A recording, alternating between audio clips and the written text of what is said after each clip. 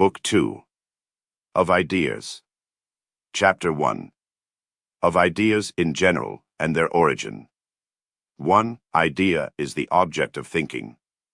Every man being conscious to himself that he thinks, and that which his mind is applied about while thinking being the ideas that are there, it is past doubt that men have in their minds several ideas such as are those expressed by the words whiteness, hardness, sweetness, thinking, motion, man, elephant, army, drunkenness, and others. It is in the first place then to be inquired how he comes by them. I know it is a received doctrine that men have native ideas and original characters stamped upon their minds in their very first being. This opinion I have, at large, examined already, and I suppose what I have said in the foregoing book will be much more easily admitted when I have shown from where the understanding may get all the ideas it has, and by what ways and degrees they may come into the mind, for which I shall appeal to everyone's own observation and experience. 2. All ideas come from sensation or reflection. Let us then suppose the mind to be, as we say, white paper, void of all characters, without any ideas. How does it come to be furnished? From where does it come by that vast store which the busy and boundless fancy of man has painted on it with an almost endless variety? From where does it have all the materials of reason and knowledge? To this I answer, in one word, from experience. Our knowledge is founded in all that, and from that it ultimately derives itself. Our observation employed either about external sensible objects or about the internal operations of our minds, perceived and reflected on by ourselves, is that which supplies our understandings with all the materials of thinking. These two are the fountains of knowledge from which all the ideas we have, or can naturally have, do spring. 3. The objects of sensation. One source of ideas. First, our senses, conversant about particular sensible objects, do convey into the mind several distinct perceptions of things, according to those various ways in which those objects do affect them. And thus we come by those ideas we have of yellow, white, heat, cold, soft, hard, bitter, sweet, and all those which we call sensible qualities which, when I say the senses convey into the mind, I mean, they from external objects convey into the mind what produces there those perceptions. This great source of most of the ideas we have, depending wholly upon our senses and derived by them to the understanding, I call sensation. 4. The operations of our minds, the other source of them. Secondly, the other fountain from which experience furnishes the understanding with ideas is the perception of the operations of our own mind within us, as it is employed about the ideas it has gotten, which operations, when the soul comes to reflect on and consider, do furnish the understanding with another set of ideas, which could not be had from things without. And such are perception, thinking, doubting, believing, reasoning, knowing, willing, in all the different actings of our own minds, which we, being conscious of and observing in ourselves, do from these receive into our understandings as distinct ideas, as we do from bodies affecting our senses.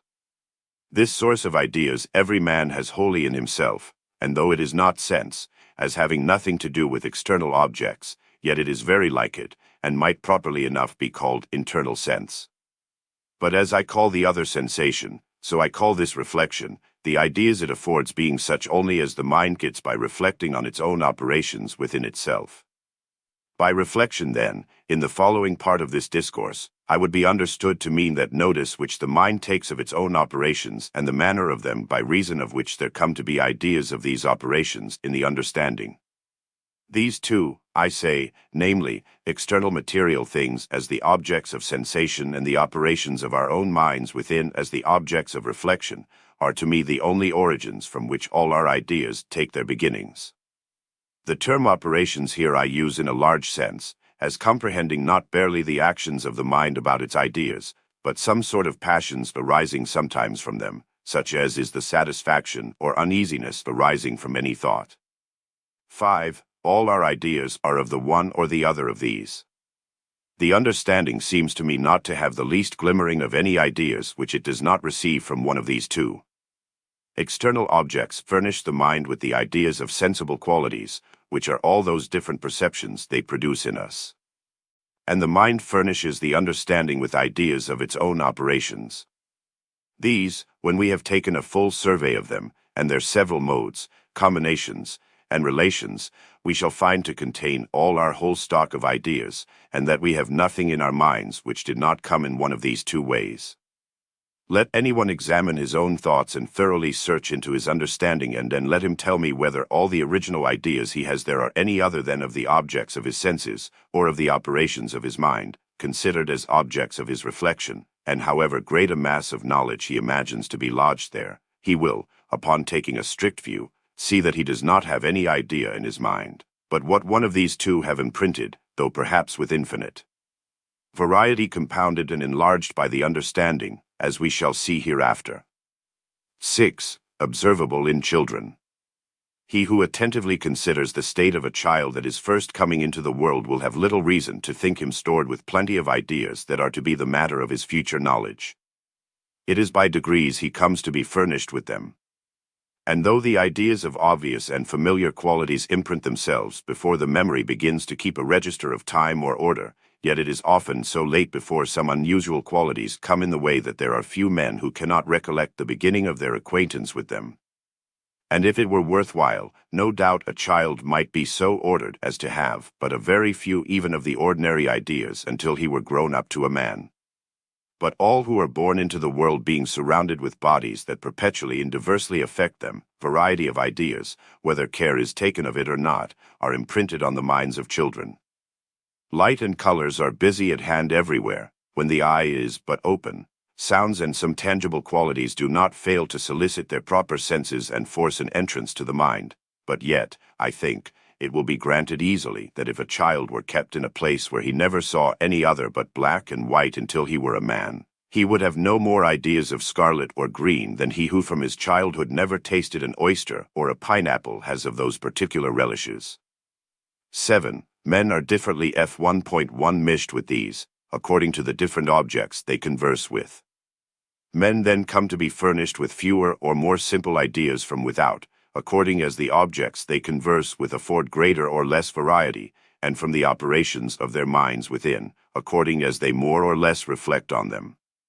For though he who contemplates the operations of his mind cannot but have plain and clear ideas of them, yet, unless he turns his thoughts that way and considers them attentively, he will no more have clear and distinct ideas of all the operations of his mind, and all that may be observed in there, than he will have all the particular ideas of any landscape or of the parts and motions of a clock, who will not turn his eyes to it and with attention heed all the parts of it. The picture or clock may be so placed that they may come in his way every day, but yet he will have but a confused idea of all the parts they are made up of until he applies himself with attention to consider them each in particular. 8. Ideas of reflection later, because they need attention. And hence we see the reason why it is pretty late before most children get ideas of the operations of their own minds, and some do not have any very clear or perfect ideas of the greatest part of them all their lives, because, though they pass there continually, yet, like floating visions, they make not deep impressions enough to leave in their mind clear, distinct, lasting ideas, until the understanding turns inward upon itself, reflects on its own operations, and makes them the objects of its own contemplation. Children, when they come first into it, are surrounded with a world of new things, which, by a constant solicitation of their senses, draw the mind constantly to them, ready to take notice of new and apt to be delighted with the variety of changing objects. Thus the first years are usually employed and diverted in looking abroad. Men's business in them is to acquaint themselves with what is to be found without. And so growing up in a constant attention to outward sensation, they seldom make any considerable reflection on what passes within them until they come to be of riper years, and some scarcely ever at all. 9. The soul begins to have ideas when it begins to perceive. To ask at what time a man has first any ideas is to ask when he begins to perceive, having ideas and perception being the same thing. I know it is an opinion that the soul always thinks, and that it has the actual perception of ideas in itself constantly as long as it exists, and that actual thinking is as inseparable from the soul as actual extension is from the body, which, if true, to inquire after the beginning of a man's ideas is the same as to inquire after the beginning of his soul. For by this account soul and its ideas as body and its extension will begin to exist both at the same time. 10. The soul does not always think, for this wants proofs. But whether the soul is supposed to exist antecedent to, or coeval with, or sometime after the first rudiments of organization or the beginnings of life in the body, I leave to be disputed by those who have better thought of that matter. I confess myself to have one of those dull souls that does not perceive itself always to contemplate ideas, nor can conceive it any more necessary for the soul always to think than for the body always to move, the perception of ideas being, as I conceive, to the soul what motion is to the body not its essence, but one of its operations. And therefore, though thinking is supposed never so much the proper action of the soul, yet it is not necessary to suppose that it should be always thinking, always in action. That perhaps is the privilege of the infinite author and preserver of things who never slumbers nor sleeps, but is not competent to any finite being, at least not to the soul of man. We know certainly by experience that we sometimes think, and from there draw this infallible consequence that there is something in us that has a power to think but whether that substance perpetually thinks or not, we can be no further assured than experience informs us. For to say that actual thinking is essential to the soul, and inseparable from it, is to beg what is in question and not to prove it by reason which is necessary to be done, if it is not a self-evident proposition. But whether this, that the soul always thinks, is a self-evident proposition that everybody assents to at first hearing, I appeal to mankind.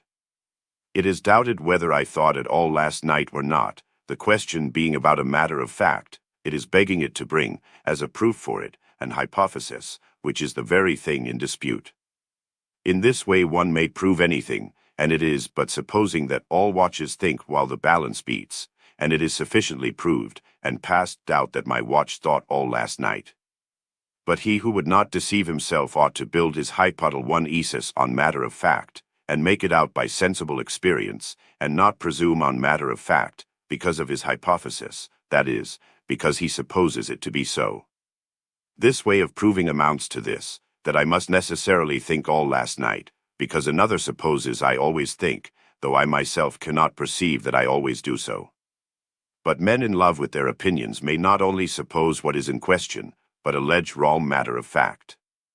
How else could anyone make it an inference of mine that a thing is not, because we are not sensible of it in our sleep? I do not say there is no soul in a man because he is not sensible of it in his sleep. But I do say he cannot think at any time, waking or sleeping, without being sensible of it. Our being sensible of it is not necessary to anything but to our thoughts, and to them it is, and to them it always will be necessary, until we can think without being conscious of it. 11. It is not always conscious of it. I grant that the soul in a waking man is never without thought because it is the condition of being awake. But whether sleeping without dreaming is not an affection of the whole man, mind as well as body, may be worth a waking man's consideration, it being hard to conceive that anything should think and not be conscious of it. If the soul does think in a sleeping man without being conscious of it, I ask, whether during such thinking it has any pleasure or pain or is capable of happiness or misery. I am sure the man is not, no more than the bed or earth he lies on. For to be happy or miserable without being conscious of it seems to me utterly inconsistent and impossible. Or if it is possible that the soul can, while the body is sleeping, have its thinking, enjoyments, and concerns, its pleasures or pain, apart, which the man is not conscious of nor partakes in, it is certain that Socrates asleep and Socrates awake is not the same person.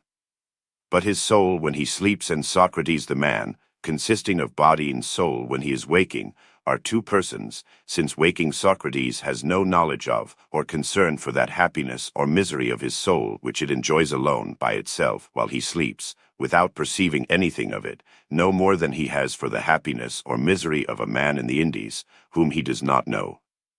For if we take wholly away all consciousness of our actions and sensations, especially of pleasure and pain, and the concern that accompanies it, it will be hard to know in what to place personal identity. 12. If a sleeping man thinks without knowing it, the sleeping and waking man are two persons. The soul, during sound sleep, thinks, say these men. While it thinks and perceives, it is capable certainly of those of delight or trouble, as well as any OTL1 or perceptions, and it must necessarily be conscious of its own perceptions. But it has all this apart, the sleeping man, it is plain, is conscious of nothing of all this.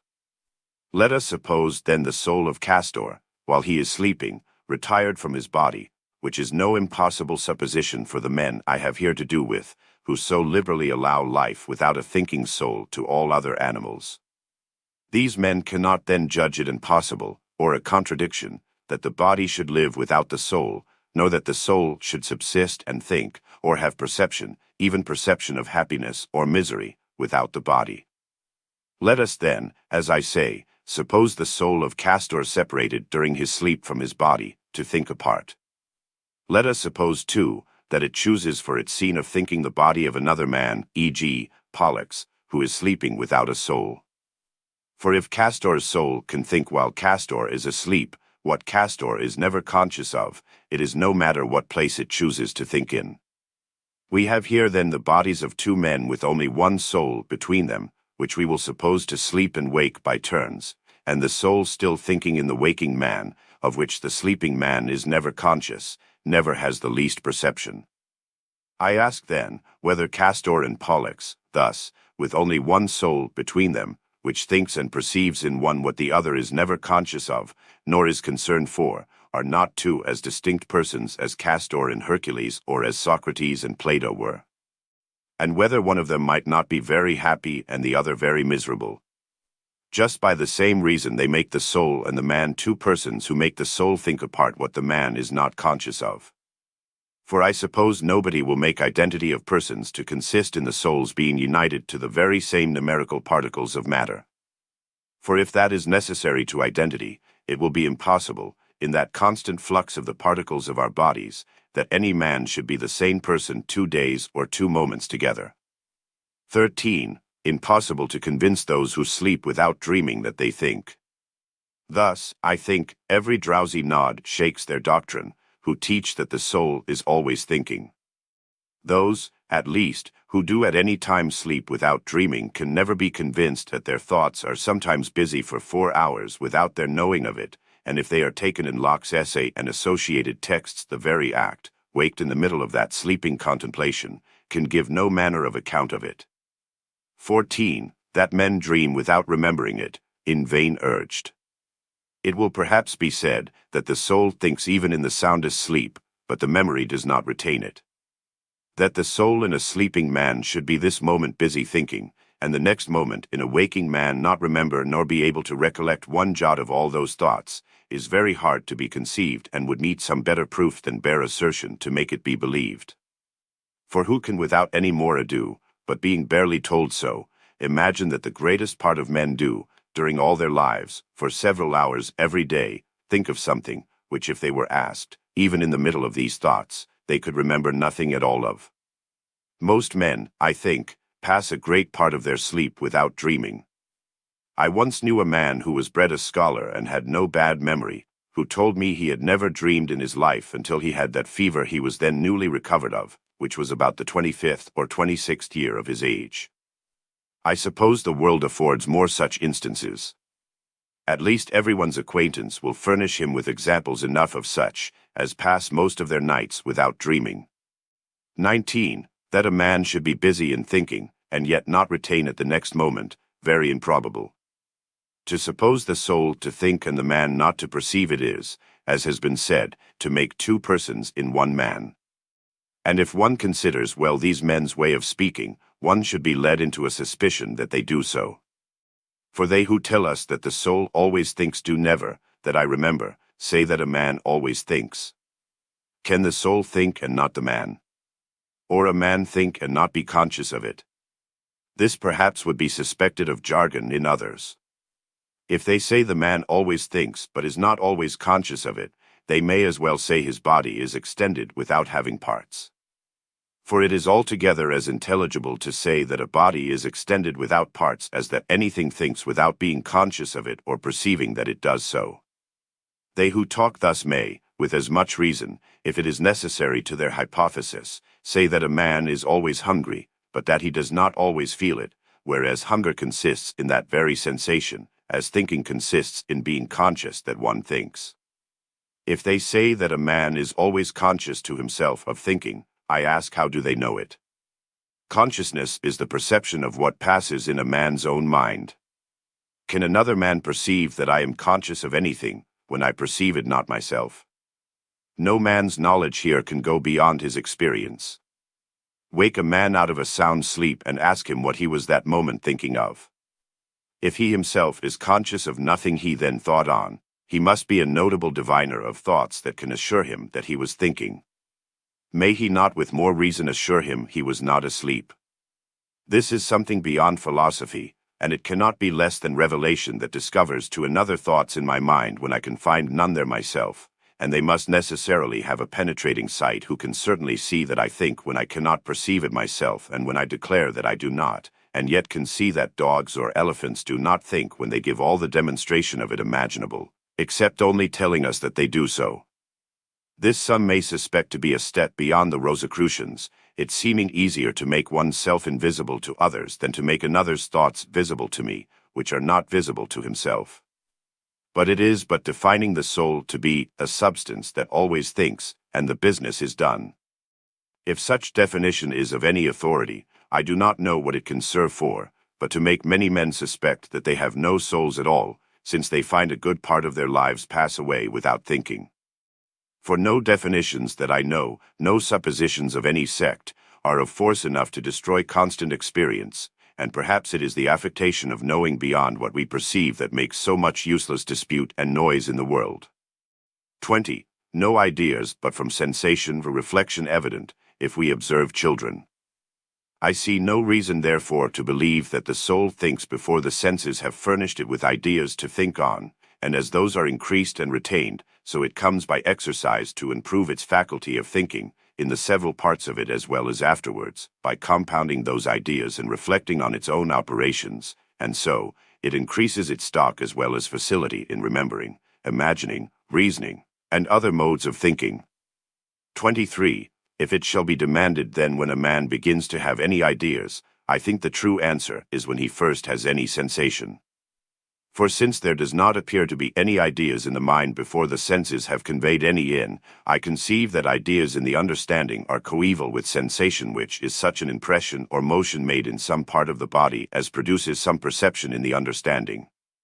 It is about these impressions made on our senses by outward objects that the mind seems first to employ itself in such operations as we call perception, remembering, consideration, reasoning, etc. 24. The origin of all our knowledge. In time the mind comes to reflect on its own operations about the ideas gotten by sensation and in this way stores itself with a new set of ideas, which I call ideas of reflection. These are the impressions that are made on our senses by outward objects that are extrinsic to the mind and its own operations, proceeding from powers intrinsic and proper to itself, which, when reflected on by itself, become also objects of its contemplation, and are, as I have said, the origin of all knowledge. Thus the first capacity of human intellect is that the mind is fitted to receive the impressions made on it either through the senses by outward objects or by its own operations when it reflects on them. This is the first step a man makes towards the discovery of anything and the groundwork on which to build all those notions whichever he shall have naturally in this world. All those sublime thoughts which tower above the clouds, and reach as high as heaven itself, take their rise and footing here. In all that great extent in which the mind wanders, in those remote speculations it may seem to be elevated with, it does not stir one jot beyond those ideas which sense or reflection have offered for its contemplation. 25. In the reception of simple ideas the understanding is most of all passive. In this part the understanding is merely passive, and whether or not it will have these beginnings, and as it were materials of knowledge, is not in its own power. For the objects of our senses do, many of them, obtrude their particular ideas upon our minds whether we will or not, and the operations of our minds will not let us be without, at least, some obscure notions of them. No man can be wholly ignorant of what he does when he thinks. These simple ideas, when offered to the mind, the understanding can no more refuse to have, nor alter, when they are imprinted, nor blot them out and make new ones itself than a mirror can refuse, alter, or obliterate the images or ideas which the objects set before it do produce there. As the bodies that surround us do diversely affect our organs, the mind is forced to receive the impressions and cannot avoid the perception of those ideas that are annexed to them. The operations of our minds will not let us be without, at least, some obscure notions of them. No man can be wholly ignorant of what he does when he thinks. These simple ideas, when offered to the mind, the understanding can no more refuse to have, nor alter, when they are imprinted, nor blot them out and make new ones itself, than a mirror can refuse, alter, or obliterate the images or ideas which the objects set before it do produce there. As the bodies that surround us do diversely affect our organs, the mind is forced to receive the impressions and cannot avoid the perception of those ideas that are annexed to them. Chapter 2. Of Simple Ideas. 1. Uncompounded Appearances. The better to understand the nature, manner, and extent of our knowledge, one thing is carefully to be observed concerning the ideas we have, and that is, that some of them are simple, and some complex. Though the qualities that affect our senses are, in the things themselves, so united and blended, that there is no separation, no distance between them, yet it is plain the ideas they produce in the mind enter by the senses simple and unmixed. For though the sight and touch often take in from the same object at the same time different ideas as the man sees at once motion and color, the hand feels softness and warmth in the same piece of wax, yet the simple ideas thus united in the same subject are as perfectly distinct as those that come in by different senses. The coldness and hardness which a man feels in a piece of ice being as distinct ideas in the mind as the smell and whiteness of a lily or as the taste of sugar and smell of a rose. And there is nothing can be plainer to a man than the clear and distinct perception he has of those simple ideas, which, being each in itself uncompounded, contains in it nothing but one uniform appearance, or conception in the mind, and is not distinguishable into different ideas. 2. The mind can neither make nor destroy them. These simple ideas, the materials of all our knowledge, are suggested and furnished to the mind only by those two ways mentioned above, namely, sensation and reflection. When the understanding is once stored with these simple ideas, it has the power to repeat, compare, and unite them, even to an almost infinite variety, and so can make it pleasure new complex ideas. But it is not in the power of the most exalted wit or enlarged understanding, by any quickness or variety of thought, to invent or frame one new simple idea in the mind, not taken in by the ways before mentioned.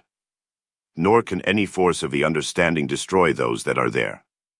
The dominion of man, in this little world of his own understanding, is much the same as it is in the great world of visible things, in which his power, however managed by art and skill, reaches no further than to compound and divide the materials that are made to his hand, but it can do nothing towards the making the least particle of new matter or destroying one atom of what is already in being.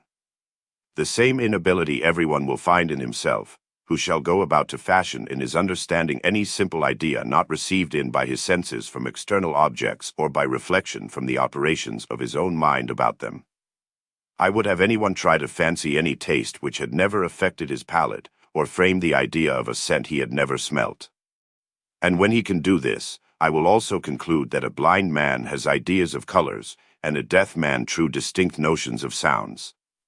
3. This is the reason why, though we cannot believe it impossible to Goel to make a creature with other organs and more ways to convey into the understanding the notice of corporeal things than those 5, as they are usually counted, which he has given to man, yet I think it is not possible for anyone to imagine any other qualities in bodies, however constituted, by which they can be taken notice of, besides sounds, tastes, smells, visible, and tangible qualities.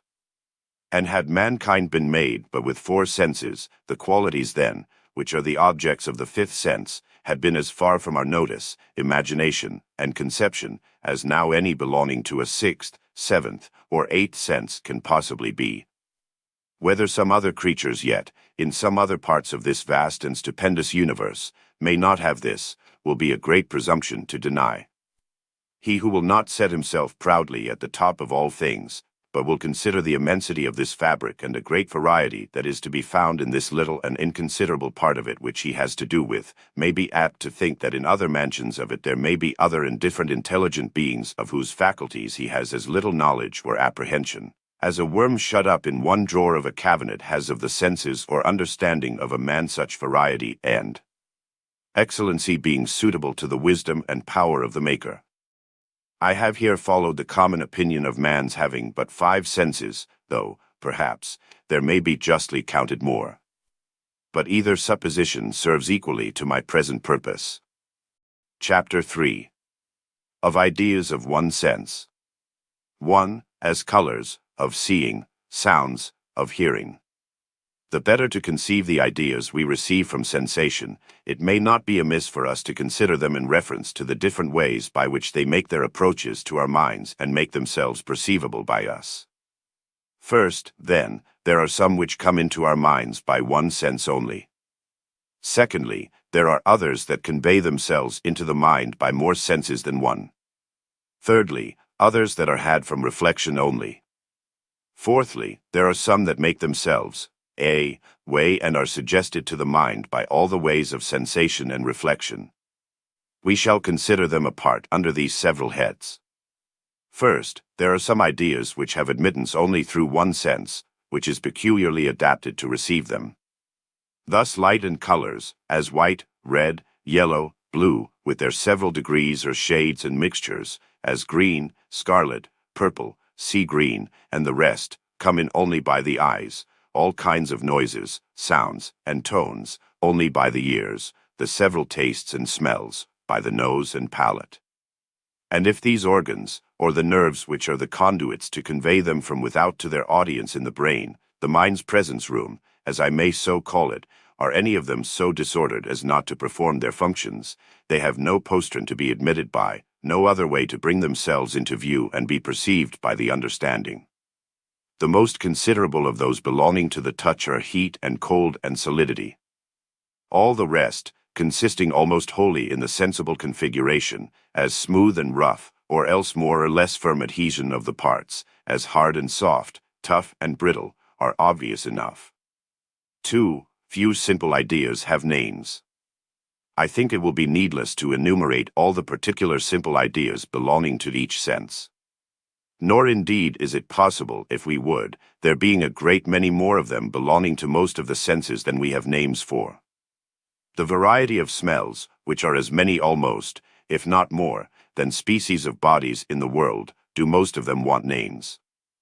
Sweet and stinking commonly serve our turn for these ideas, which in effect is little more than to call them pleasing or displeasing, though the smell of a rose and violet, both sweet, are certainly very distinct ideas. Nor are the different tastes that we receive ideas of by our palates much better provided with names. Sweet, bitter, sour, harsh, and salt are almost all the epithets we have to denominate that numberless variety of relishes, which are to be found distinct, not only in almost every sort of creatures, but all the different parts of the same plant, fruit, or animal. The same may be said of colors and sounds. I shall, therefore, in the account of simple ideas I am here giving, content myself to set down only such as are most material to our present purpose, or are in themselves less apt to be taken notice of, though they are very frequently the ingredients of our complex ideas, among which, I think, I may well account solidity, which therefore I shall treat of in the next chapter. Chapter 4. Of Solidity. 1. We receive this idea from touch.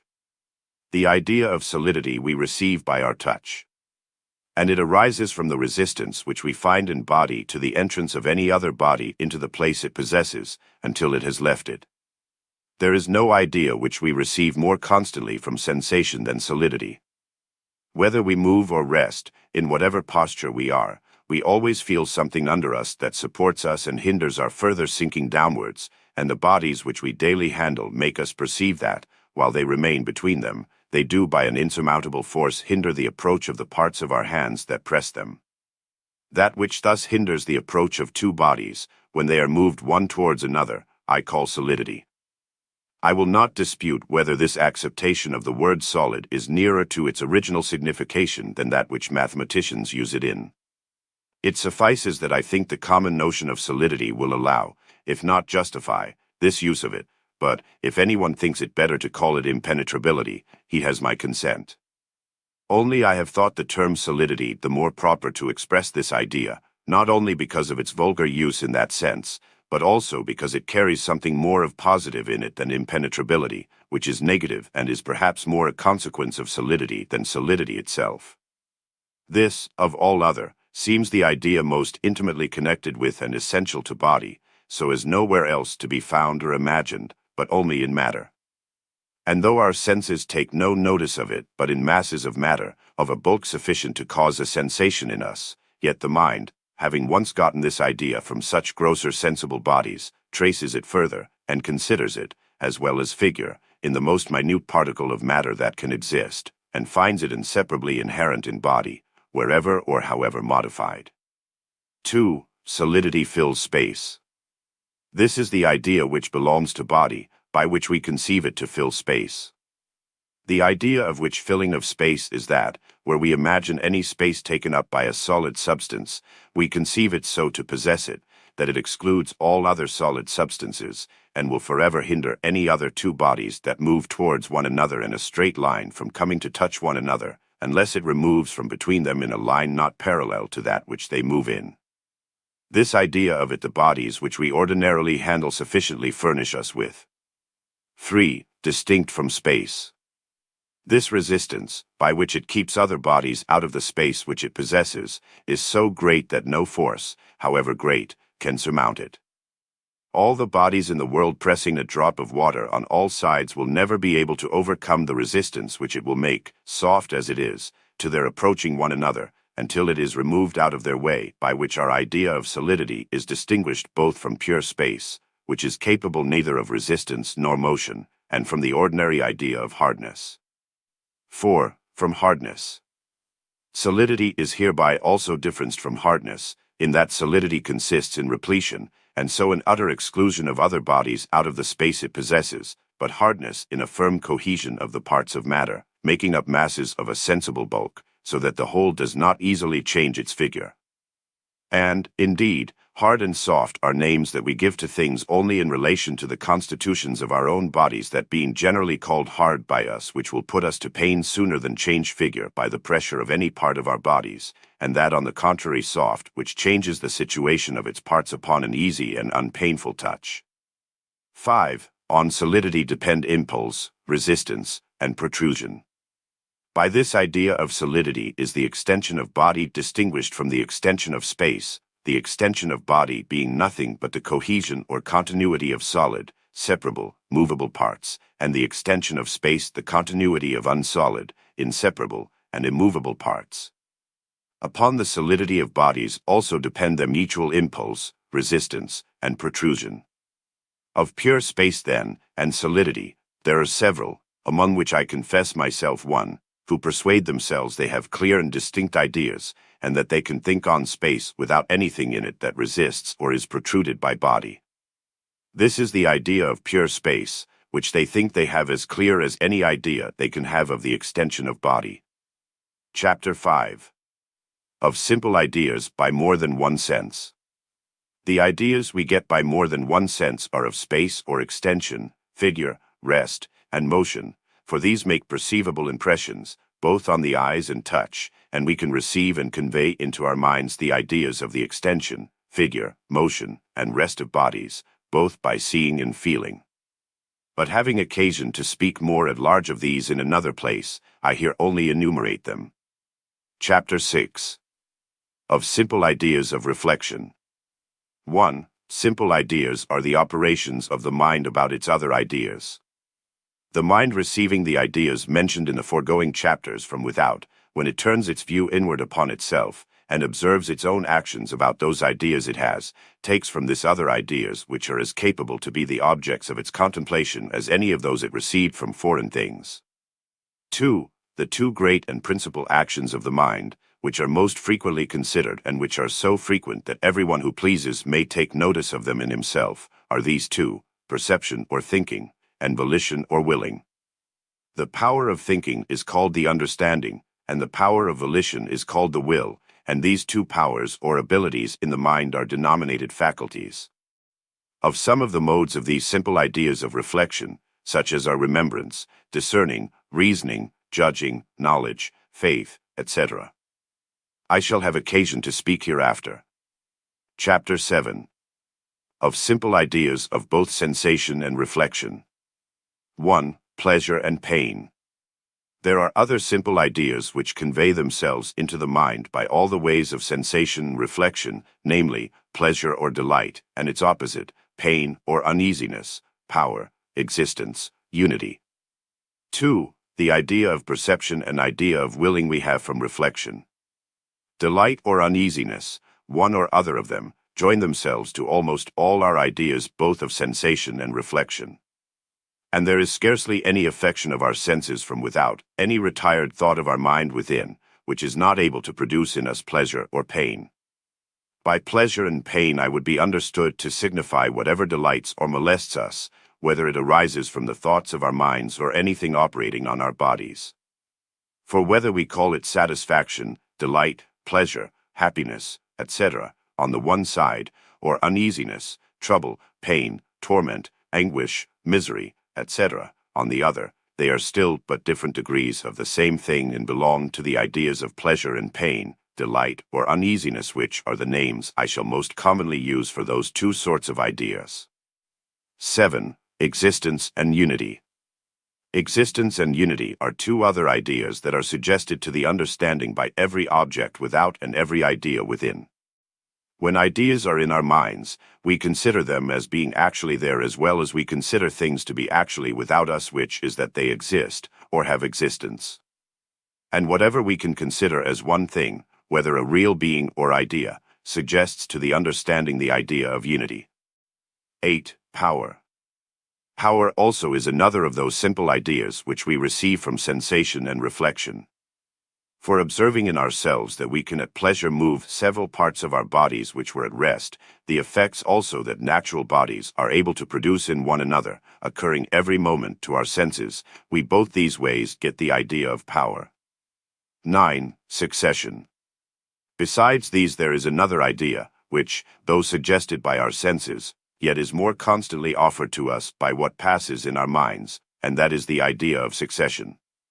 For if we look immediately into ourselves and reflect on what is observable there, we shall find our ideas always, while we are awake or have any thought, passing in train, one going and another coming, without intermission. 10. Simple ideas, the materials of all our knowledge. These, if they are not all, are at least, as I think, the most considerable of those simple ideas which the mind has and out of which is made all its other knowledge. All which it receives only by the two aforementioned ways of sensation and reflection.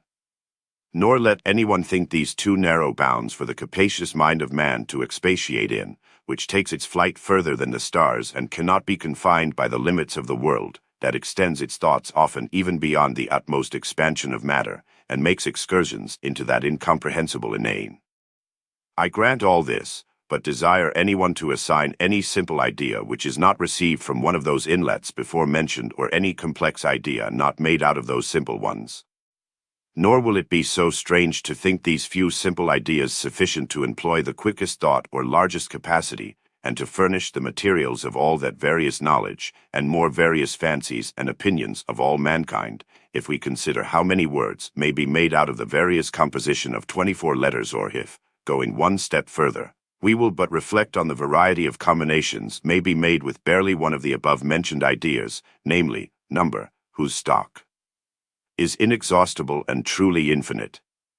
And what a large and immense field does extension alone afford the mathematicians. Chapter 8. Other considerations concerning simple ideas. 1. Positive ideas from privative causes. Concerning the simple ideas of sensation, it is to be considered that whatever is so constituted in nature as to be able, by affecting our senses, to cause any perception in the mind, does thereby produce in the understanding a simple idea, which, whatever is the external cause of it, when it comes to be taken notice of by our discerning faculty, it is by the mind looked on and considered there to be a real positive idea in the understanding, as much as any other whatsoever, though perhaps the cause of it is but a privation of the subject. 2. Thus the ideas of heat and cold, light and darkness, white and black, motion and rest, are equally clear and positive ideas in the mind, though perhaps some of the causes which produce them are barely privations in subjects from which our senses derive those ideas. These the understanding, in its view of them, considers all as distinct positive ideas, without taking notice of the causes that produce them, which is an inquiry not belonging to the idea, as it is in the understanding, but to the nature of the things existing without us. These are two very different things and carefully to be distinguished, it being one thing to perceive and know the idea of white or black, and quite another to examine what kind of particles they must be, and how arranged in the surfaces, to make any object appear white or black.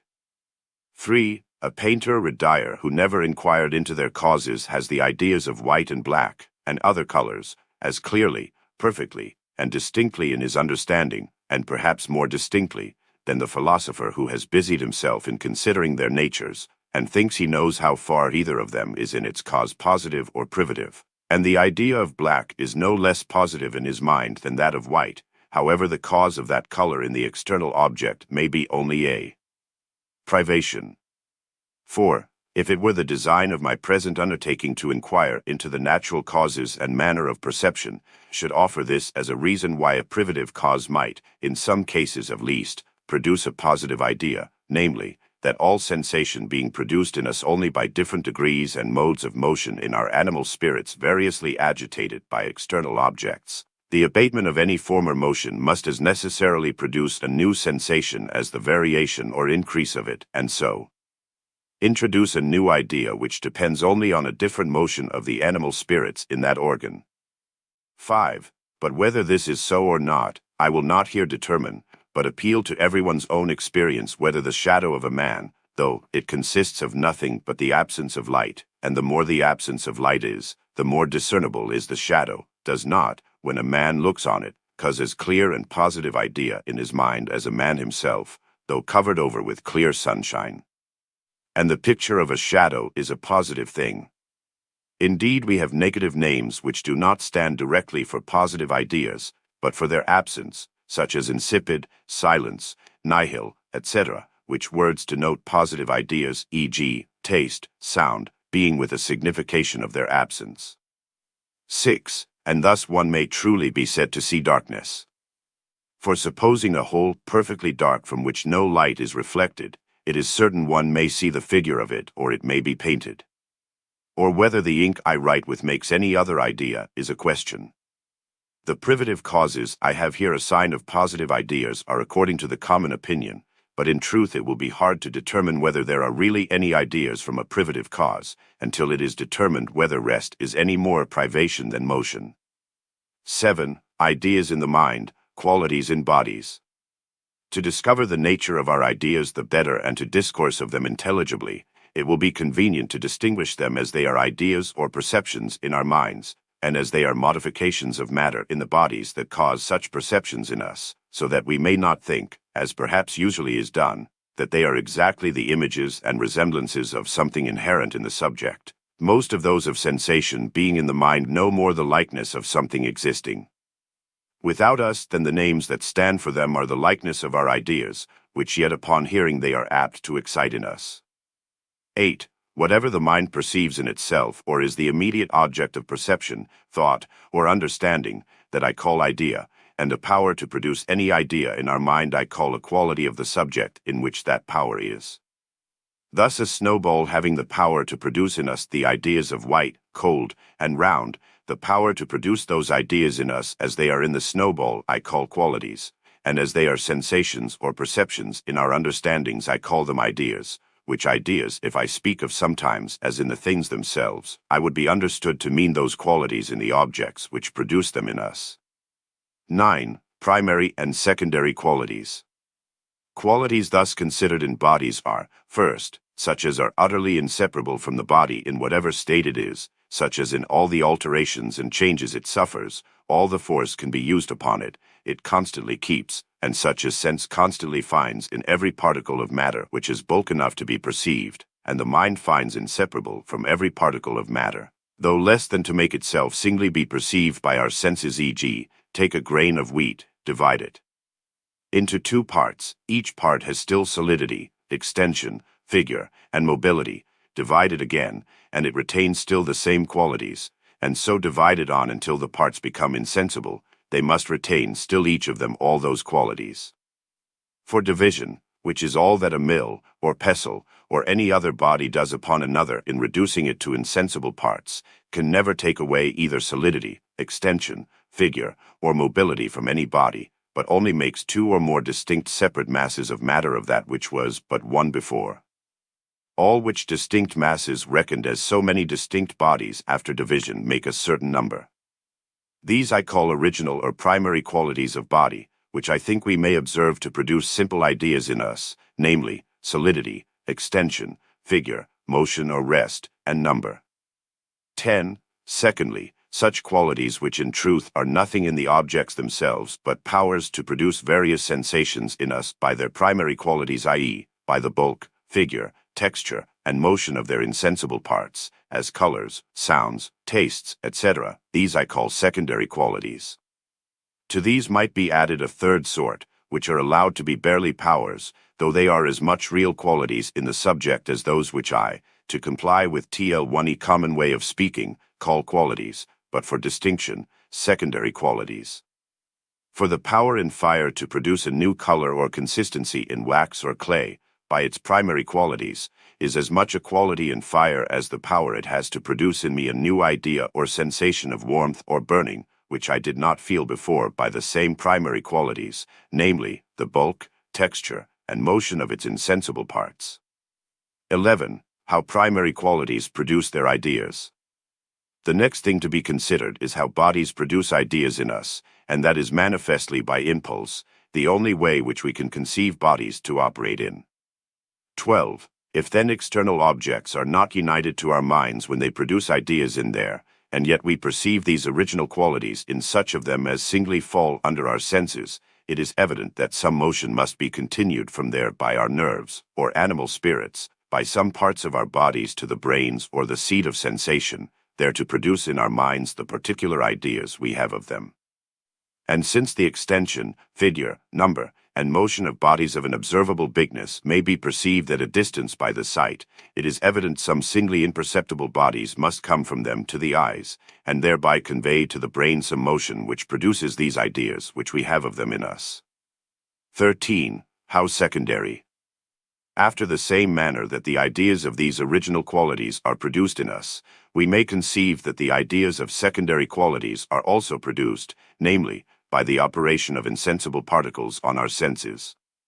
For it being manifest that there are bodies and good store of bodies, each of which are so small that we cannot, by any of our senses, discover either their bulk, figure, or motion as is evident in the particles of the air and water, and others extremely smaller than those, perhaps as much smaller than the particles of air and water as the particles of air and water are smaller than peas or hailstones. Let us suppose at present that the different motions and figures, bulk and number of such particles, affecting the several organs of our senses, produce in us those different sensations which we have from the colors and smells of bodies, e.g., that a violet, by the impulse of such insensible particles of matter of peculiar figures and bulks and in different degrees and modifications of their motions, causes the ideas of the blue color and sweet scent of that flower to be produced in our minds, it being no more impossible to conceive that God should annex such ideas to such motions with which they have no similitude than that he should annex the idea of pain to the motion of a piece of steel dividing our flesh with which that idea has no resemblance. 14. What I have said concerning colors and smells may be understood also of tastes and sounds, and other the like sensible qualities which, whatever reality we by mistake attribute to them, are in truth nothing in the objects themselves, but powers to produce various sensations in us, and depend on those primary qualities, namely, bulk, figure, texture, and motion of parts, as I have said. 15. Ideas of primary qualities are resemblances, of secondary, not. From which I think it easy to draw this observation that the ideas of primary qualities of bodies are resemblances of them, and their patterns do really exist in the bodies themselves, but the ideas produced in us by these secondary qualities have no resemblance of them at all. There is nothing like our ideas existing in the bodies themselves. They are, in the bodies we denominate from them, only a power to produce those sensations in us. And what is sweet, blue, or warm an idea is but a certain bulk, figure, and motion of the insensible parts in the bodies themselves which we call so. 16. Flame is denominated hot and light, snow, white and cold, and manna, white and sweet, from the ideas they produce in us. Which qualities are commonly thought to be the same in those bodies that those ideas are in us, the one the perfect resemblance of the other, as they are in a mirror, and it would by most men be judged very extravagant if one should say otherwise.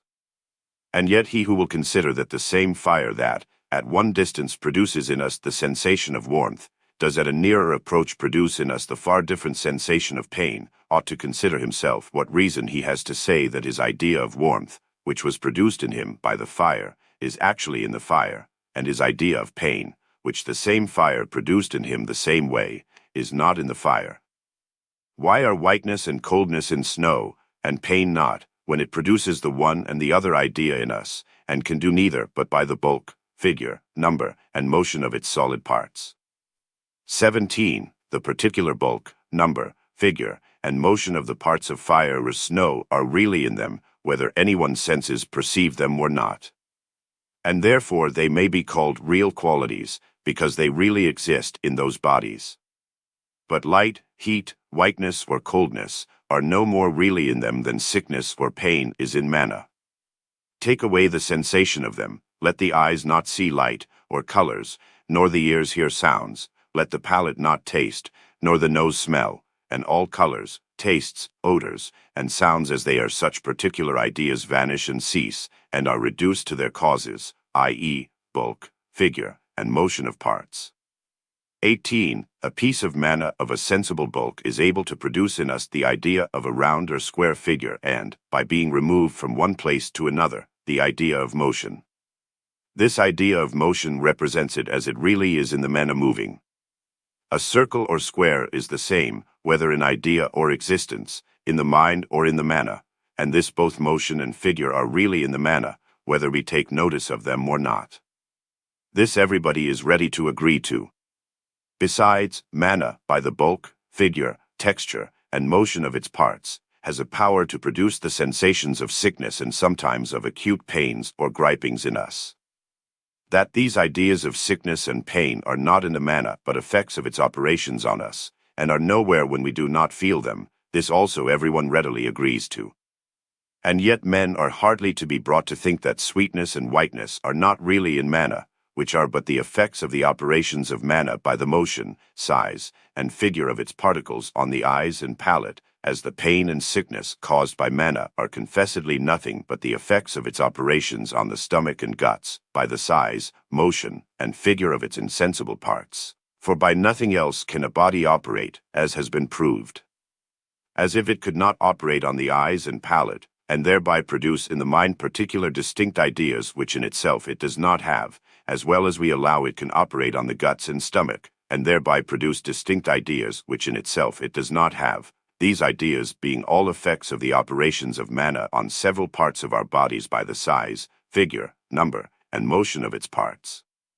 Why those produced by the eyes and palate should rather be thought to be really in the manna than those produced by the stomach and guts, or why the pain and sickness, ideas that are the effect of manna, should be thought to be nowhere when they are not felt, and yet the sweetness and whiteness, effects of the same manna on other parts of the body by ways equally as unknown, should be thought to exist in the manna when they are not seen or tasted, would need some reason to explain. 19. Let us consider the real and white colors in porphyry. Hinder light from striking on it, and its colors vanish. It no longer produces any such ideas in us. Upon the return of light, it produces these appearances on us again. Can anyone think any real alterations are made in the porphyry by the presence or absence of light, and that those ideas of whiteness and redness are really in porphyry in the light, when it is plain it has no color in the dark? It has, indeed, such a configuration of particles, both night and day, as are apt, by the rays of light rebounding from some parts of that hard stone, to produce in us the idea of redness and from others the idea of whiteness. But whiteness or redness are not in it at any time but such a texture that has the power to produce such a sensation in us. 20. Pound an almond, and the clear white color will be altered into a dirty one and the sweet taste into an oily one. What real alteration can the beating of the pestle make in any body but an alteration of the texture of it? 21. Ideas being thus distinguished and understood, we may be able to give an account how the same water, at the same time, may produce the idea of cold by one hand and of heat by the other, whereas it is impossible that the same water, if those ideas were really in it, should at the same time be both hot and cold. For if we imagine warmth, as it is in our hands, to be nothing but a certain sort and degree of motion in the minute particles of our nerves or animal spirits, we may understand how it is possible that the same water may, at the same time, produce the sensations of heat in one hand and cold in the other, which yet figure never does that, never producing the idea of a square by one hand, which has produced the idea of a globe by another. But if the sensation of heat and cold are nothing but the increase or diminution of the motion of the minute parts of our bodies caused by the corpuscles of any other body, it is easy to be understood that, if that motion is greater in one hand than in the other, if a body is applied to the two hands, which has in its minute particles a greater motion than in those of one of the hands, and a less than in those of the other, it will increase the motion of the one hand and lessen it in the other, and so cause the different sensations of heat and cold that depend on it.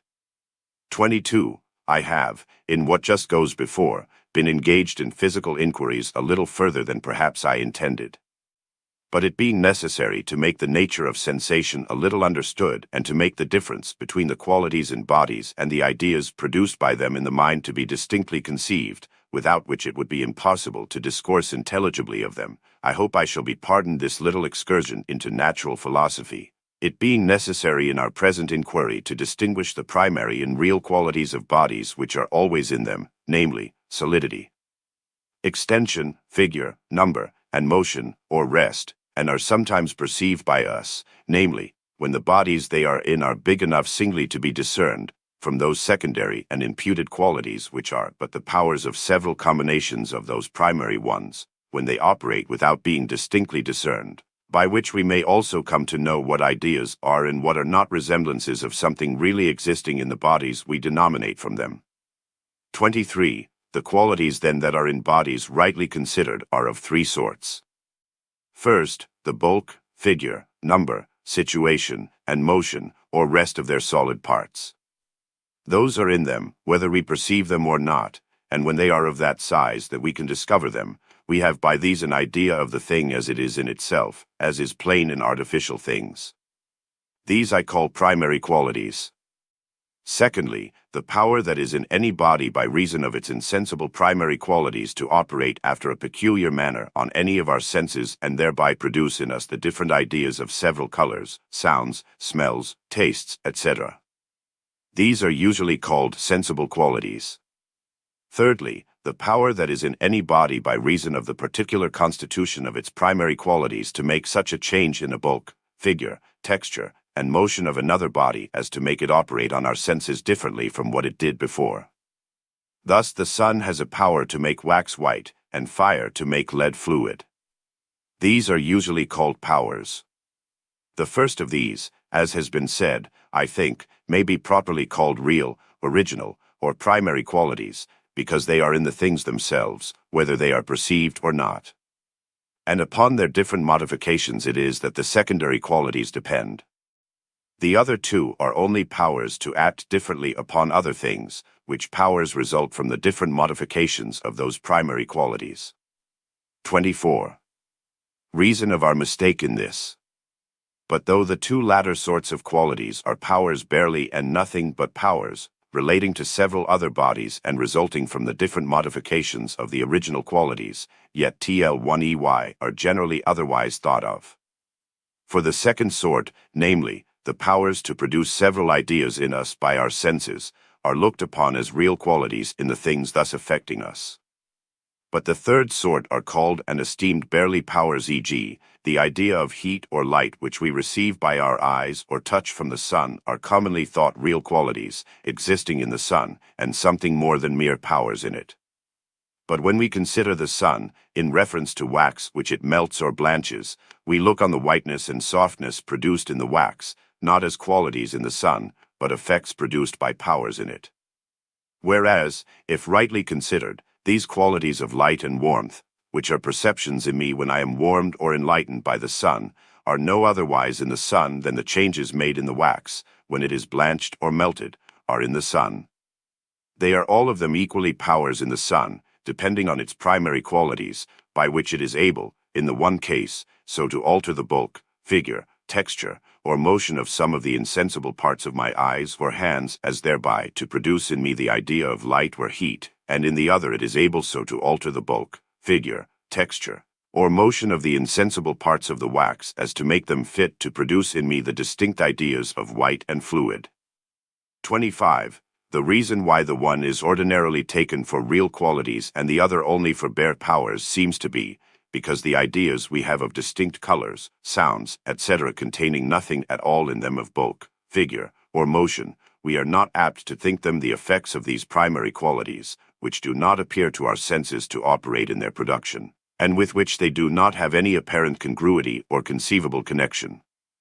Hence it is that we are so ready to imagine that those ideas are the resemblances of something really existing in the objects themselves, since sensation discovers nothing of bulk, figure, or motion of parts in their production, nor can reason show how bodies, by their bulk, figure, and motion, should produce in the mind the ideas of blue or yellow, etc. But in the other case, in the operations of bodies changing the qualities one of another, we plainly discover that the quality produced has commonly no resemblance with anything in the thing producing it, for which reason we look on it as a bare effect of power. For though receiving the idea of heat or light from the sun, we are apt to think it is a perception and resemblance of such a quality in the sun, yet when we see wax, or a fair face, receive change of color from the sun, we cannot imagine that to be the reception or resemblance of anything in the sun, because we do not find those different colors in the sun itself. For our senses being able to observe a likeness or unlikeness of sensible qualities in two different external objects, we readily enough conclude the production of any sensible quality, in any subject, to be an effect of bare power and not the communication of any quality which was really in the efficient, when we find no such sensible quality in the thing that produced it.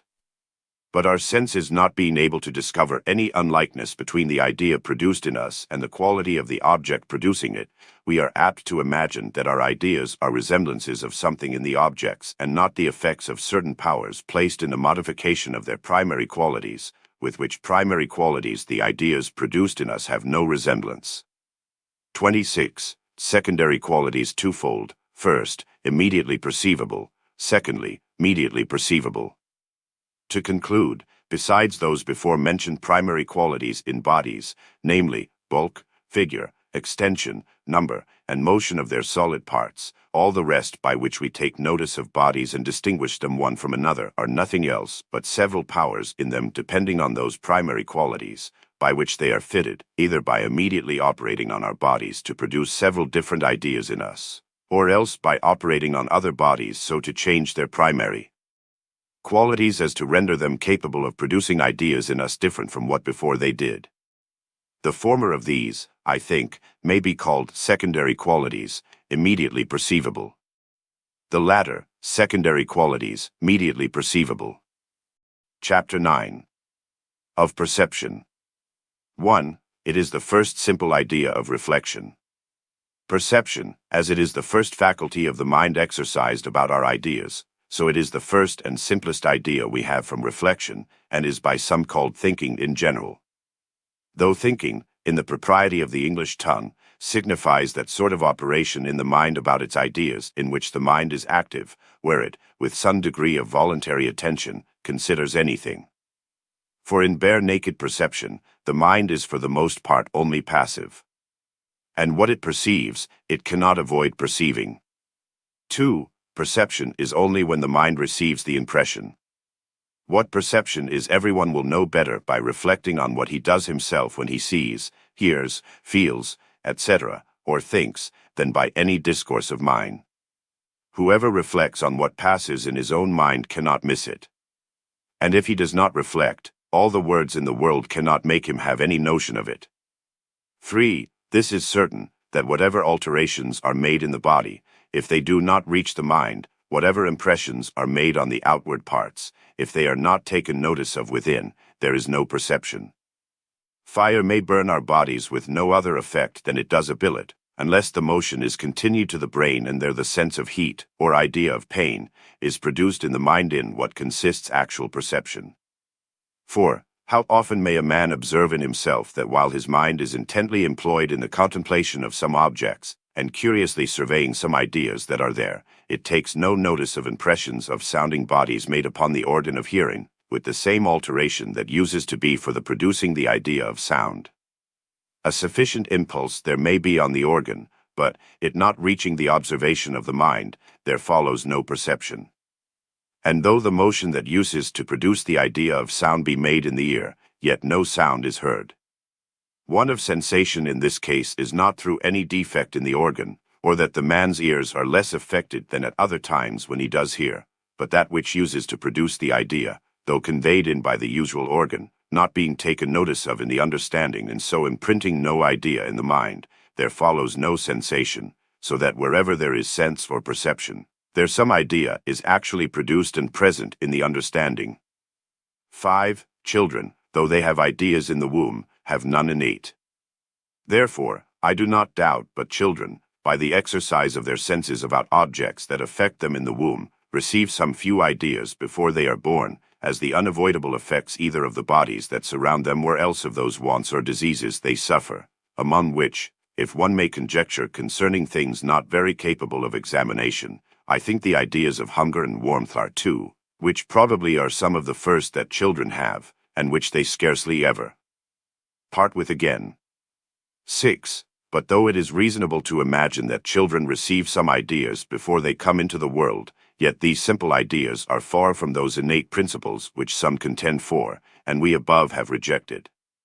These here mentioned, being the effects of sensation, are only from some affections of the body which happen to them there, and so depend on something exterior to the mind, not otherwise differing in their manner of production from other ideas derived from sense, but only in the precedence of time, whereas those innate principles are supposed to be quite of another nature, not coming into the mind by any accidental alterations in, or operations on the body, but, as it were, original characters, impressed upon it in the very first moment of its being and constitution. 8. Ideas of sensation often changed by the judgment. We are further to consider concerning perception that the ideas we receive by sensation are often in grown people altered by the judgment without our taking notice of it. When we set before our eyes a round globe of any uniform color, e.g., gold, alabaster, or jet, it is certain that the idea thereby imprinted in our mind is of a flat circle, variously shadowed, with several degrees of light and brightness coming to our eyes. But we having by use been accustomed to perceive what kind of appearance convex bodies are accustomed to make in us, what alterations are made in the reflections of light by the difference of the sensible figures of bodies, the judgment presently, by an habitual custom, alters the appearances into their causes, so that from that which is truly variety of shadow or color, collecting the figure, it makes it pass for a mark of figure and frames to itself the perception of a convex figure in a uniform color, when the idea we receive from this is only a plane variously colored, as is evident in painting. To which purpose I shall here insert a problem of that very ingenious and studious promoter of real knowledge, the learned and worthy Mr. Molyneux, which he was pleased to send me in a letter some months since, and it is this: suppose a man be blind and now adult, and taught by his touch to distinguish between a cube and a sphere of the same metal and nearly of the same bigness, so as to tell, when he felt one and the other, which is the cube, which the sphere. Suppose then the cube and sphere placed on a table and the blind man be made to see. Query, whether by his sight, before he touched them, he could now distinguish and tell which is the globe, which the cube. To which the acute and judicious proposer answers, no. For though he has obtained the experience of how a globe, how a cube affects his touch, yet he has not yet obtained the experience that what affects his touch so or so must affect his sight so or so. Or that a protuberant angle in the cube that pressed his hand unequally shall appear to his eye as it does in the cube.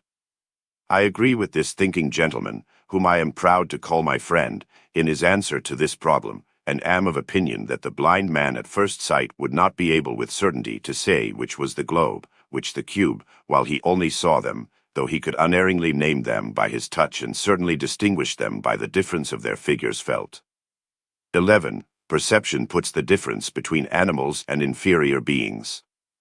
This faculty of perception seems to me to be that which puts the distinction between the animal kingdom and the inferior parts of nature.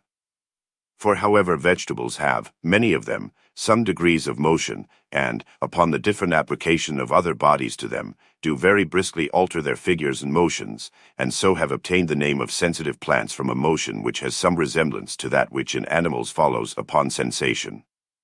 Yet, I suppose, it is all bare mechanism, and no otherwise produced than the turning of a wild oat beard by the insinuation of the particles of moisture, or the shortening of a rope by the effusion of water, all which is done without any sensation in the subject or the having or receiving any ideas. 12. Perception, I believe, is in some degree in all sorts of animals, though in some possibly the avenues provided by nature for the reception of sensations are so few, and the perception they are received with so obscure and dull, that it comes extremely short of the quickness and variety of sensation which is in other animals, but yet it is sufficient for, and wisely adapted to, the state and condition of that sort of animals who are thus made. Chapter 10. Of Retention. 1. Contemplation. The next faculty of the mind by which it makes a further progress towards knowledge is that which I call retention, or the keeping of those simple ideas, which from sensation or reflection it has received. This is done two ways. First, by keeping the idea which is brought into it, for some time, actually in view, which is called contemplation. 2. Memory. The other way of retention is the power to revive again in our minds those ideas which have disappeared after imprinting, or have been as it were laid aside out of sight, and thus we do when we conceive heat or light, yellow or sweet, the object being removed. This is memory, which is as it were the storehouse of our ideas. For the narrow mind of man not being capable of having many ideas under view and consideration at once, it was necessary to have a repository to lay up those ideas which at another time it might have use of. But our ideas being nothing but actual perceptions in the mind, which cease to be anything when there is no perception of them, this laying up of our ideas in the repository of the memory signifies no more but this, that the mind has a power in many cases to revive perceptions which it has once had, with this additional perception annexed to them, that it has had them before. And in this sense it is that our ideas are said to be in our memories, when indeed they are actually nowhere, but only there is an ability in the mind when it will revive them again, and as it were paint them anew on itself, though some with more, some with less difficulty, some more lively, and others more obscurely.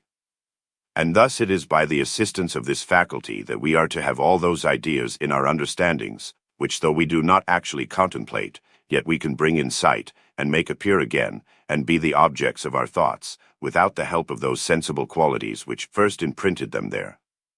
Chapter 11. Of Discerning, and other operations of the mind. 1. No knowledge without it. Another faculty we may take notice of in our minds is that of discerning and distinguishing between the several ideas it has. It is not enough to have a confused perception of something in general. Unless the mind had a distinct perception of different objects and their qualities, it would be capable of very little knowledge, though the bodies that affect us were as busy about us as they are now and the mind were continually employed in thinking. On this faculty of distinguishing one thing from another depends the evidence and certainty of several, even very general, propositions which have passed for innate truths, because men, overlooking the true cause why those propositions find universal assent, impute it wholly to native uniform impressions, whereas it in truth depends upon this clear discerning faculty of the mind by which it perceives two ideas to be the same or different. 4. Comparing. The comparing them one with another in respect of extent, degrees, time, place, or any other circumstances, is another operation of the mind about its ideas, and is that upon which depends all that large tribe of ideas comprehended under relation, which, of how vast an extent it is, I shall have occasion to consider hereafter. 6. Compounding. The next operation we may observe in the mind about its ideas is composition, by which it puts together several of those simple ones it has received from sensation and reflection and combines them into complex ones. Under this of composition may be reckoned also that of enlarging, in which, though the composition does not so much appear as in more complex ones, yet it is nevertheless a putting several ideas together, though of the same kind. Thus, by adding several units together, we make the idea of a dozen, and putting together the repeated ideas of several perches, we frame that of a furlong. 8. Naming. When children have, by repeated sensations, got ideas fixed in their memories, they begin by degrees to learn the use of signs. And when they have gotten the skill to apply the organs of speech to the framing of articulate sounds, they begin to make use of words to signify their ideas to others. These verbal signs they sometimes borrow from others and sometimes make themselves, as one may observe among the new and unusual names children often give to things in the first use of language. 9. Abstraction. The use of words then being to stand as outward marks of our internal ideas, and those ideas being taken from particular things. If every particular idea that we take in should have a distinct name, names must be endless. To prevent this, the mind makes the particular ideas received from particular objects become general, which is done by considering them as they are in the mind such appearances, separate from all other existences, and the circumstances of real existence, as time, place, or any other concomitant ideas. This is called abstraction, by which ideas taken from particular beings become general representatives of all of the same kind, and their names general names, applicable to whatever exists conformable to such abstract ideas. Such precise, naked appearances in the mind, without considering how, from where, or with what others they came there, the understanding lays up, with names commonly annexed to them, as the standards to rank real existences into sorts, as they agree with these patterns, and to denominate them accordingly. Thus the same color being observed today in chalk or snow which the mind yesterday received from milk, it considers that appearance alone, makes it a representative of all of that kind, and having given it the name whiteness, by that sound it signifies the same quality wherever to be imagined or met with, and thus universals, whether ideas or terms, are made. 17. Dark room. I pretend not to teach, but to inquire, and therefore cannot but confess here again that external and internal sensation are the only passages I can find of knowledge to the understanding. These alone, as far as I can discover, are the windows by which light is let into this dark room. For I think the understanding is not much unlike a closet wholly shut from light, with only some little openings left, to let in external visible resemblances or ideas of things without. Would the pictures coming into such a dark room but stay there and lie so orderly as to be found upon occasion, it would very much resemble the understanding of a man, in reference to all objects of sight and the ideas of them. These are my guesses concerning the means by which the understanding comes to have and retain simple ideas and the modes of them with some other operations about them. I proceed now to examine some of these simple ideas, and their modes, a little more particularly. Chapter 12. Of complex ideas. 1. Made by the mind out of simple ones. Up to now we have considered those ideas in the reception of which the mind is only passive, which are those simple ones received from sensation reflection before mentioned, of which the mind cannot make one to itself, nor have any idea which does not wholly consist of them. But as the mind is wholly passive in the reception of all its simple ideas, so it exerts several acts of its own by which, out of its simple ideas as the materials and foundations of the rest, the others are framed. The acts of the mind, in which it exerts its power over its simple ideas, are chiefly these three: 1. Combining several simple ideas into one compound one, and thus all complex ideas are made. 2. The second is bringing two ideas, whether simple or complex, together, and setting them by one another, so as to take a view of them at once without uniting them into one, by which way it gets all its ideas of relations. 3. The third is separating them from all other ideas that accompany them in their real existence. This is called abstraction. And thus all its general ideas are made. This shows man's power and its ways of operation to be much the same in the material and intellectual world. For the materials in both being such as he has no power over, either to make or destroy, all that man can do is either to unite them together, or to set them by one another, or wholly separate them. I shall here begin with the first of these in a consideration of complex ideas, and come to the other two in their due places.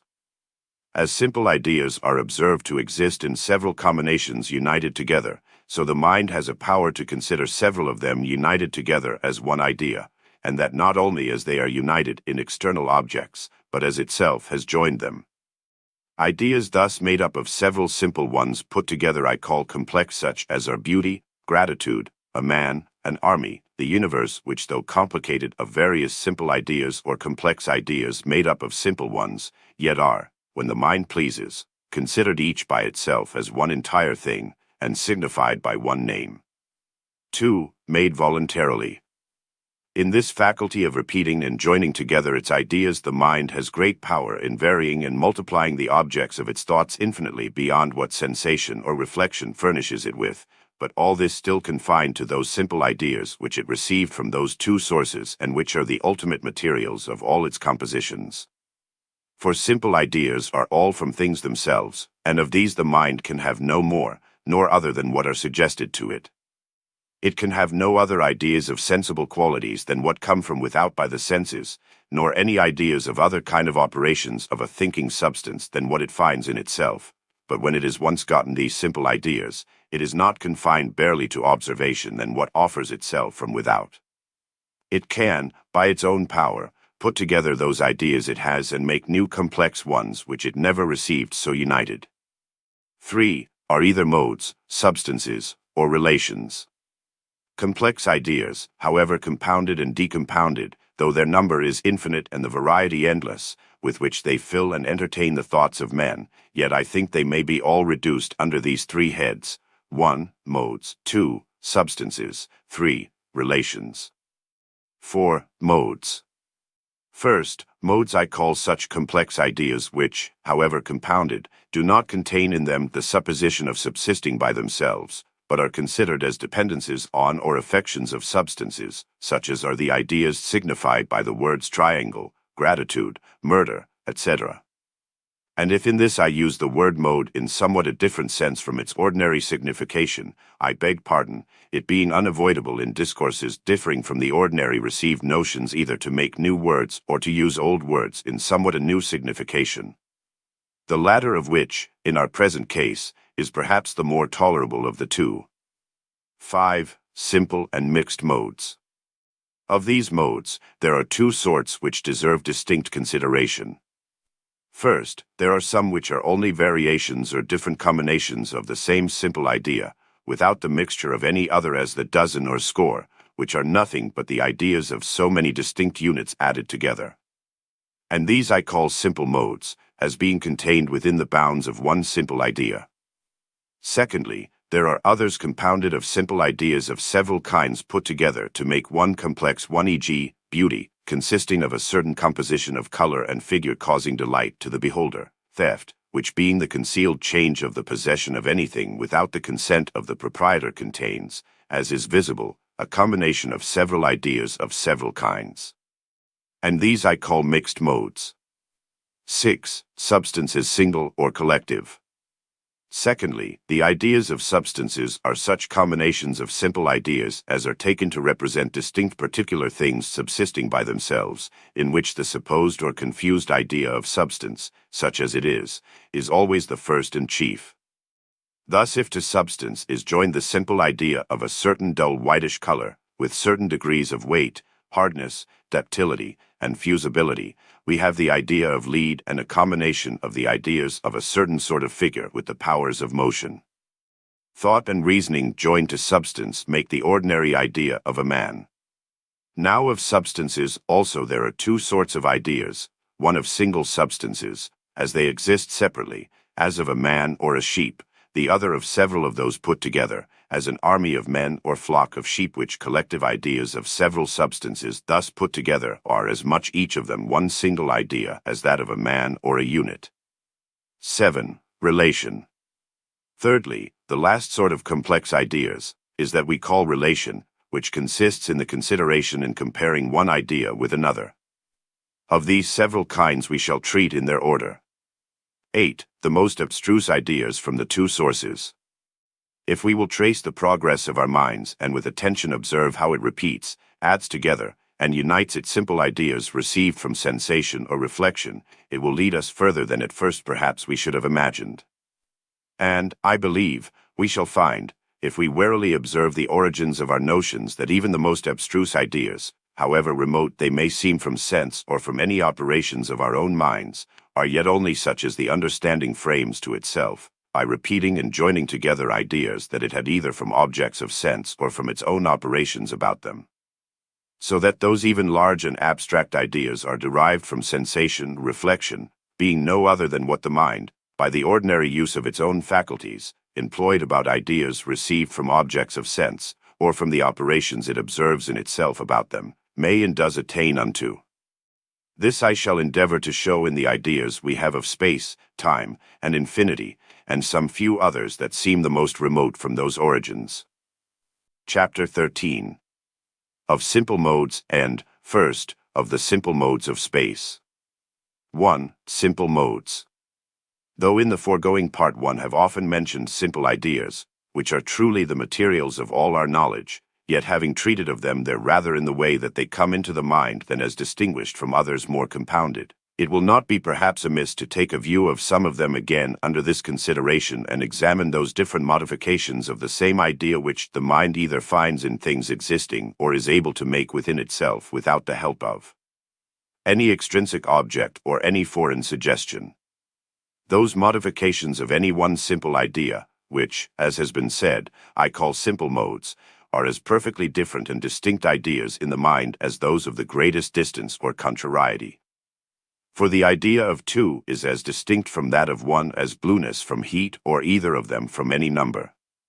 And yet it is made up only of that simple idea of a unit repeated, and repetitions of this kind joined together make those distinct simple modes, of a dozen, a gross, a million. 2. Idea of space. I shall begin with the simple idea of space. I have showed above, Chapter 4, that we get the idea of space both by our sight and touch. This, I think, is so evident that it would be as needless to go to prove that men perceive by their sight a distance between bodies of different colors, or between the parts of the same body, as that they see colors themselves, nor is it less obvious that they can do so in the dark by feeling and touch. 3. Space and extension. This space considered barely in length between any two beings without considering anything else between them is called distance. If considered in length, breadth, and thickness, I think it may be called capacity. The term extension is usually applied to it in whatever manner considered. 4. Immensity. Each different distance is a different modification of space, and each idea of any different distance, or space, is a simple mode of this idea. Men for the use and by the custom of measuring settle in their minds the ideas of certain stated lengths, such as are an inch, foot, yard, fathom, mile, diameter of the earth, etc., which are so many distinct ideas made up only of space. When any such stated lengths or measures of space are made familiar to men's thoughts, they can in their minds repeat them as often as they will without mixing or joining to them the idea of body or anything else, and frame to themselves the ideas of long, square, or cubic feet, yards, or fathoms, here among the bodies of the universe or else beyond the utmost bounds of all bodies, and by adding these still one to another, enlarge their ideas of space as much as they please. The power of repeating or doubling any idea we have of any distance and adding it to the former as often as we will, without being ever able to come to any stop or stint, let us enlarge it as much as we will, is that which gives us the idea of immensity. 5. Figure. There is another modification of this idea, which is nothing but the relation which the parts of the termination of extension, or circumscribed space, have among themselves. This the touch discovers in sensible bodies whose extremities come within our reach, and the eye takes both from bodies and colors whose boundaries are within its view, where observing how the extremities terminate either in straight lines which meet at discernible angles, or in crooked lines in which no angles can be perceived, by considering these as they relate to one another in all parts of the extremities of any body or space, it has that idea we call figure, which affords to the mind infinite variety. 11. Extension and body not the same. There are some who would persuade us that body and extension are the same thing, but I would not suspect them of changing the signification of words, given that they have so severely condemned the philosophy of others because it has been placed too much in the uncertain meaning or deceitful obscurity of doubtful or insignificant terms. If therefore they mean by body in extension the same that other people do, namely, by body something that is solid and extended, whose parts are separable and movable different ways, and by extension, only the space that lies between the extremities of those solid coherent parts, and which is possessed by them, they confound very different ideas one with another. For I appeal to every man's own thoughts whether the idea of space is not as distinct from that of solidity as it is from the idea of scarlet color. It is true solidity cannot exist without extension. Neither can scarlet color exist without extension. But this does not hinder but that they are distinct ideas. Many ideas require others, as necessary to their existence or conception, which yet are very distinct ideas. Motion can neither be, nor be conceived, without space, and yet motion is not space, nor space motion. Space can exist without it, and they are very distinct ideas, and so, I think, are those of space and solidity. Solidity is so inseparable an idea from body that upon that depends its filling of space, its contact, impulse, and communication of motion upon impulse. And if it is a reason to prove that spirit is different from body because thinking does not include the idea of extension in it, the same reason will be as valid, I suppose, to prove that space is not body because it does not include the idea of solidity in its space and solidity being as distinct ideas as thinking and extension and as wholly separable in the mind one from another. Body then and extension, it is evident, are two distinct ideas. 4. 12. First, extension includes no solidity, nor resistance to the motion of body, as body does. 13. Secondly, the parts of pure space are inseparable one from the other, so that the continuity cannot be separated neither really nor mentally. For I demand of anyone to remove any part of it from another with which it is continued, even so much as in thought. To divide and separate actually is, as I think, by removing the parts one from another, to make two surfaces where before there was a continuity, and to divide mentally is to make in the mind two surfaces where before there was a continuity, and consider them as removed one from the other. This can only be clone in things considered by the mind as capable of being separated and by separation of acquiring new distinct surfaces, which they then do not have but are capable of. But neither of these ways of separation, whether real or mental, is, as I think, compatible to pure space.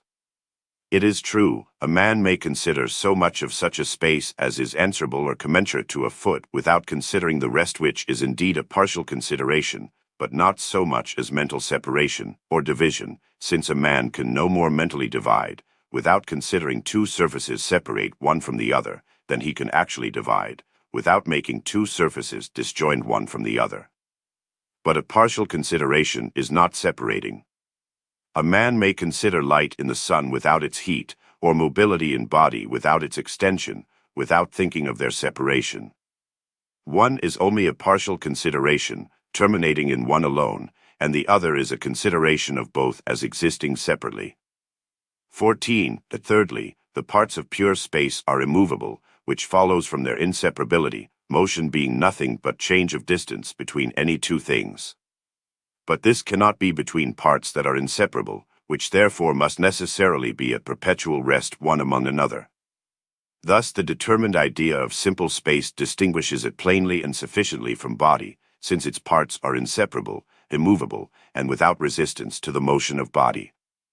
16. Division of beings into bodies and spirits does not prove body and space the same. Those who contend that space and body are the same bring this dilemma: either this space is something or nothing. If nothing is between two bodies, they must necessarily touch. If it is allowed to be something, they ask whether it is body or spirit. To which I answer by another question: who told them that there was, or could be, nothing but solid beings which could not think, and thinking beings that were not extended, which is all they mean by the terms body and spirit. 17. Substance, which we do not know, no proof against space without body. If it is demanded, as usually it is, whether this space void of body is substance or accident, I shall readily answer I do not know, nor shall be ashamed to own my ignorance, until they who ask show me a clear, distinct idea of substance. 18. I endeavor as much as I can to deliver myself from those fallacies which we are apt to put upon ourselves by taking words for things. It does not help our ignorance to feign a knowledge where we have none, by making a noise with sounds, without clear and distinct significations.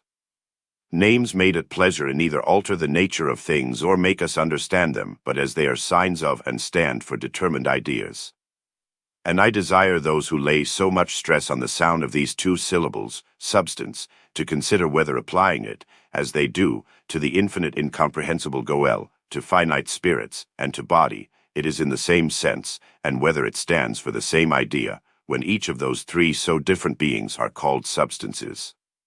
If so, whether it will follow from this that God, spirits, and body, agreeing in the same common nature of substance, do not differ any otherwise than in a bare different modification of that substance, as a tree and a pebble being in the same sense body, and agreeing in the common nature of body, differ only in a bare modification of that common matter, which will be a very harsh doctrine.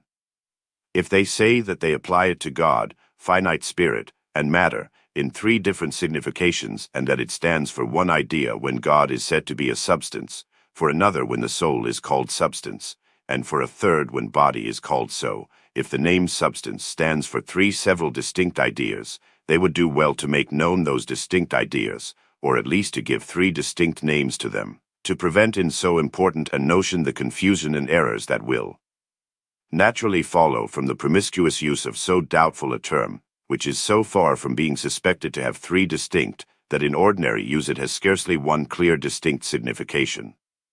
And if they can thus make three distinct ideas of substance, what hinders why another may not make a fourth?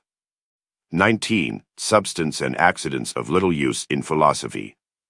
They who first ran into the notion of accidents, as a sort of real beings that needed something to inhere in, were forced to find out the word substance to support them. Had the poor Indian philosopher, who imagined that the earth also wanted something to bear it up, but thought of this word substance, he did not need to have been troubled to find an elephant to support it and a tortoise to support his elephant. The word substance would have done it effectually. And he who inquired might have taken it for as good an answer from an Indian philosopher that substance, without knowing what it is that which supports the earth, as we take it for a sufficient answer and good doctrine from our European philosophers that substance, without knowing what it is that which supports accident, so that of substance, we have no idea of what it is, but only a confused obscure one of what it does. 21. A vacuum beyond the utmost bounds of body. But to return to our idea of space. If body is not supposed infinite, which I think no one will affirm, I would ask whether, if God placed a man at the extremity of corporeal beings, he could not stretch his hand beyond his body. If he could, then he would put his arm where there was before space without body, and if there he spread his fingers, there would still be space between them without body. If he could not stretch out his hand, it must be because of some external hindrance, for we suppose him alive, with such a power of moving the parts of his body that he has now, which is not in itself impossible, if God so pleased to have it, or at least it is not impossible for God so to move him, and then I ask whether that which hinders his hand from moving outwards is substance or accident, something or nothing. And when they have resolved that, they will be able to resolve themselves what that is, which is, or may be between two bodies at a distance, that is not body and has no solidity. In the meantime, the argument is at least as good that where nothing hinders, as beyond the utmost bounds of all bodies, a body put in motion may move on, as where there is nothing between, their two bodies must necessarily touch, for pure space between is sufficient to take away the necessity of mutual contact, but bare space in the way is not sufficient to stop motion. The truth is these men must either admit that they think body infinite, though they are loath to speak it out, or else affirm that space is not body. For I would gladly meet with that thinking man who can in his thoughts set any bounds to space more than he can to duration, or by thinking hope to arrive at the end of either. And therefore, if his idea of eternity is infinite, so is his idea of immensity. They are both finite or infinite alike. 22. The power of annihilation proves a vacuum. Further, Those who assert the impossibility of space existing without matter must not only make body infinite, but must also deny a power in Goel to annihilate any part of matter. No one, I suppose, will deny that God can put an ankle to all motion that is in matter, and fix all the bodies of the universe in a perfect quiet and rest, and continue them so long as he pleases. Whoever then will allow that God can, during such a general rest, annihilate either this book or the body of him who reads it, must necessarily admit the possibility of a vacuum, for it is evident that the space that was filled by the parts of the annihilated body will still remain, and be a space without body. For the surrounding bodies being in perfect rest are a wall of adamant, and in that state make it a perfect impossibility for any other body to get into that space. And indeed the necessary motion of one particle of matter into the place from which another particle of matter is removed is but a consequence from the supposition of plenitude. This will therefore need some better proof than a supposed matter of fact which experiment can never make out, our own clear and distinct ideas plainly satisfying us that there is no necessary connection between space and solidity, since we can conceive the one without the other. And those who dispute for or against a vacuum do thereby confess they have distinct ideas of vacuum and plenum, i.e., that they have an idea of extension void of solidity, though they deny its existence. Or else they dispute about nothing at all. For they who so much alter the signification of words as to call extension body, and consequently make the whole essence of body to be nothing but pure extension without solidity, must talk absurdly whenever they speak of vacuum, since it is impossible for extension to be without extension. For vacuum, whether we affirm or deny its existence, signifies space without body, whose very existence no one can deny to be possible who will not make matter infinite and take from God a power to annihilate any particle of it. 23. Motion proves a vacuum. But not to go so far as beyond the utmost bounds of body in the universe, nor appeal to God's omnipotence to find a vacuum, the motion of bodies that are in our view and neighborhood seems to me plainly to evince it. For I desire anyone so to divide a solid body of any dimension he pleases as to make it possible for the solid parts to move up and clown freely every way within the bounds of that surface, if there is not left in it a void space as big as the least part into which he has divided the said solid body. And if where the least particle of the body divided is as big as a mustard seed, a void space equal to the bulk of a mustard seed be requisite to make room for the free motion of the parts of the divided body within the bounds of its surface, where the particles of matter are 100 million less than a mustard seed, there must also be a space void of solid matter as big as 100 million part of a mustard seed, for if it hold in the one, it will hold in the other, and so on in infinitum. And let this void space be as little as it will, it destroys the hypothesis of plenitude. For if there can be a space void of body equal to the smallest separate particle of matter now existing in nature, it is still space without body, and makes as great a difference between space and body, as if it were megachasma, a distance as wide as any in nature. And, therefore, if we do not suppose the void space necessary to motion equal to the least parcel of the divided solid matter, but to 1/10 or 1/1000 of it, the same consequence will always follow of space without matter. 24. The ideas of space and body distinct. But the question being here, whether the idea of space or extension is the same with the idea of body, it is not necessary to prove the real existence of a vacuum, but the idea of it, which it is plain men have when they inquire and dispute whether there is a vacuum or not. For if they did not have the idea of space without body, they could not make a question about its existence. And if their idea of body did not include in it something more than the bare idea of space, they could have no doubt about the plenitude of the world. And it would be as absurd to demand whether there were space without body as whether there were space without space, or body without body, since these were but different names of the same idea. 25. Extension being inseparable from body, proves it not the same. It is true the idea of extension joins itself so inseparably with all visible and most tangible qualities, that it suffers us to see no one, or feel very few external objects, without taking in impressions of extension too.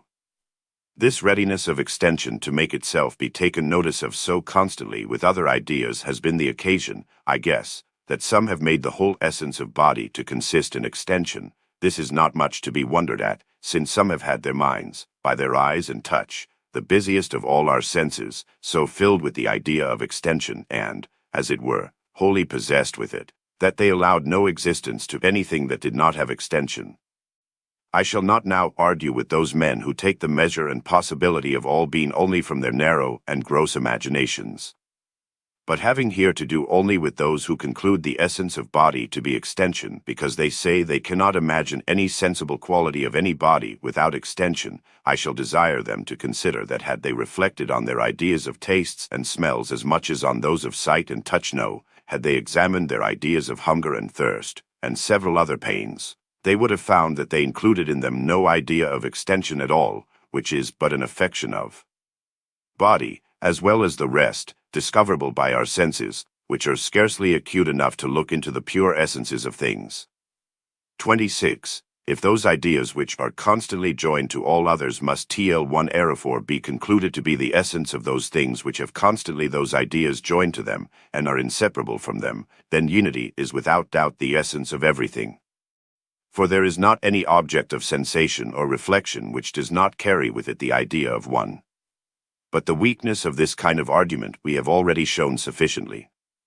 27. Ideas of space and solidity distinct.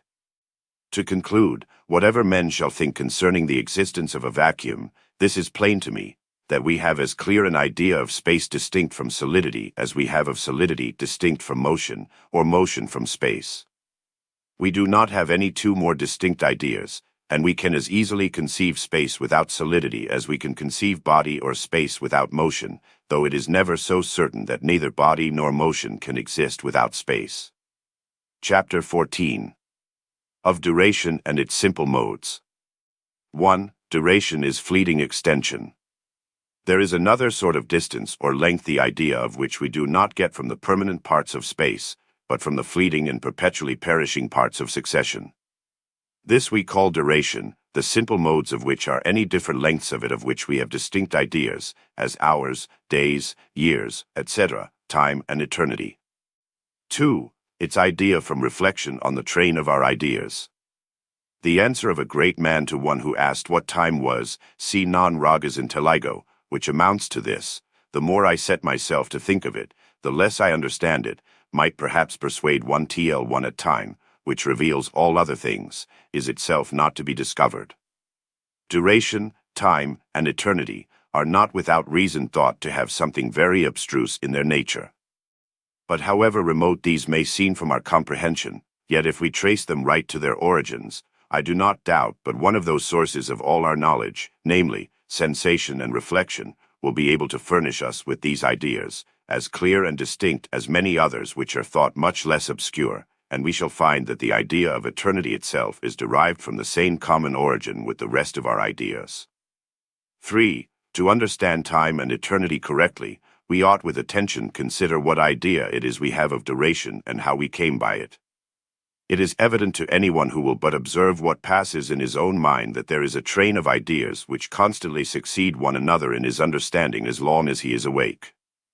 Reflection on these appearances of several ideas one after another in our minds is that which furnishes us with the idea of succession, and the distance between any parts of that succession, or between the appearance of any two ideas in our minds, is what we call duration. For while we are thinking, or while we receive successively several ideas in our minds, we know that we do exist, and so we call the existence, or the continuation of the existence of ourselves or anything else commensurate to the succession of any ideas in our minds, the duration of ourselves or any such other thing coexistent with our thinking. 16. Our thinking. 16. Ideas, however made, include no sense of motion. Whether these several ideas in a man's mind are made by certain motions I will not here dispute. But this I am sure that they include no idea of motion in their appearance, and if a man did not have the idea of motion otherwise, I think he would have none at all. This is enough to my present purpose and sufficiently shows that the notice we take of the ideas of our own minds, appearing there one after another, is that which gives us the idea of succession and duration, without which we should have no such ideas at all. It is not then motion, but the constant train of ideas in our minds while we are waking that furnishes us with the idea of duration, of which motion does not otherwise give us any perception than as it causes in our minds the constant succession of ideas, as I have shown before. And we have as clear an idea of succession and duration by the train of other ideas succeeding one another in our minds, without the idea of any motion, as by the train of ideas caused by the uninterrupted sensible change of distance between two bodies, which we have from motion. And therefore we should as well have the idea of duration were there no sense of motion at all. 17. Time is duration set out by measures. Having thus gotten the idea of duration, the next thing natural for the mind to do is to get some measure of this common duration by which it might judge of its different lengths and consider the distinct order in which several things exist, without which a great part of our knowledge would be confused and a great part of history be rendered very useless. This consideration of duration, as set out by certain periods and marked by certain measures or epochs, is that, I think, which most properly we call time. 27. Eternity. By the same means, therefore, and from the same origin that we come to have the idea of time, we have also that idea which we call eternity, namely, having gotten the idea of succession and duration by reflecting on the train of our own ideas caused in us either by the natural appearances of those ideas coming constantly of themselves into our waking thoughts, or else caused by external objects successively affecting our senses, and having from the revolutions of the sun gotten the ideas of certain lengths of duration, we can, in our thoughts, add such lengths of duration to one another as often as we please, and apply them, so added, to durations past or to come. And this we can continue to do on without bounds or limits, and proceed in infinitum, and apply thus the length of the annual motion of the sun to duration, supposed before the sun's, or any other motion had its being, which is no more difficult or absurd than to apply the notion I have of the moving of a shadow 1 hour today upon the sundial to the duration of something last night, e.g., the burning of a candle, which is now absolutely separate from all actual motion. And it is as impossible for the duration of that flame for an hour last night to coexist with any motion that now is, or forever shall be, as for any part of duration that was before the beginning of the world to coexist with the motion of the sun now. But yet this does not hinder, but that having the idea of the length of the motion of the shadow on a dial between the marks of 2 hours, I can as distinctly measure in my thoughts the duration of that candlelight last night as I can the duration of anything that does now exist. And it is no more than to think that had the sun shone then on the dial, and moved after the same rate it does now, the shadow on the dial would have passed from 1 hour line to another while that flame of the candle lasted. 31. And thus I think it is plain that from those two fountains of all knowledge before mentioned, namely, reflection and sensation, we got the ideas of duration and the measures of it. Fourth, first, by observing what passes in our minds, how our ideas therein train constantly some vanish and others begin to appear, we come by the idea of succession. Secondly, by observing a distance in the parts of this succession, we get the idea of duration. Thirdly, by sensation observing certain appearances at certain regular and seeming equidistant periods, we get the ideas of certain lengths or measures of duration as minutes, hours, days, years, etc. Fourthly, by being able to repeat those measures of time or ideas of stated length of duration in our minds, as often as we will, we can come to imagine duration, where nothing does really endure or exist, and thus we imagine tomorrow, next year, or 7 years hence. Fifthly, by being able to repeat ideas of any length of time as of a minute, a year, or an age, as often as we will in our own thoughts, and adding them one to another, without ever coming to the ankle of such addition any nearer than we can to the end of number, to which we can always add, we come by the idea of eternity, as the future eternal duration of our souls as well as the eternity of that infinite being which must necessarily have always existed. Sixthly, by considering any part of infinite duration as set out by periodical measures, we come by the idea of what we call time in general. Chapter 21. Of Power. 1. This idea how got. The mind being every day informed by the senses of the alteration of those simple ideas it observes in things without, and taking notice how one comes to an ankle and ceases to be, and another begins to exist which was not before, reflecting also on what passes within itself and observing a constant change of its ideas. sometimes by the impression of outward objects on the senses and sometimes by the determination of its own choice, and concluding from what it has so constantly observed to have been that TL1E like changes will for the future be made in the same things by like agents and, by the like ways, considers in one thing the possibility of having any of its simple ideas changed and in another the possibility of making that change, and so comes by that idea which we call power. Thus, we say, fire has a power to melt gold, i.e., to destroy the consistency of its insensible parts, and consequently its hardness, and make it fluid, and gold has a power to be melted, that the sun has a power to blanch wax, and wax a power to be blanched by the sun, by which the yellowness is destroyed and whiteness made to exist in its room. In these and the like cases, the power we consider is in reference to the change of perceivable ideas. For we cannot observe any alteration to be made in, or operation upon anything, but by the observable change of its sensible ideas, nor conceive any alteration to be made, but by conceiving a change of some of its ideas. 2. Power active and passive. Power, thus considered, is twofold, namely, as able to make or able to receive any change. The one may be called active and the other passive power. Whether matter is not wholly destitute of active power, as its author God is truly above all passive power, and whether the intermediate state of created spirits is not that alone which is capable of both active and passive power, may be worth consideration. I shall not now enter into that inquiry, my present business being not to search into the origin of power, but how we come by the idea of it. But since active powers make so great a part of our complex ideas of natural substances, as we shall see hereafter, and I mention them as such, according to common apprehension, yet they being not perhaps so truly active powers as our hasty thoughts are apt to represent them, I judge it not amiss, by this intimation, to direct our minds to the consideration of God and spirits for the clearest idea of active powers. 3. Power includes relation.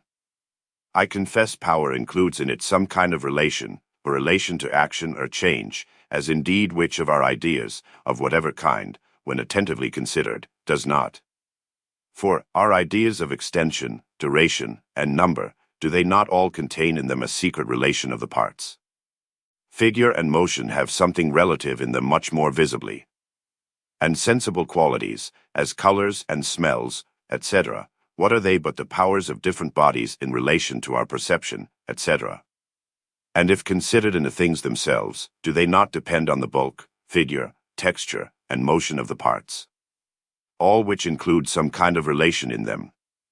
Our idea therefore of power, I think may well have a place among other simple ideas and be considered as one of them, being one of those that make a principal ingredient in our complex ideas of substances, as we shall hereafter have occasion to observe.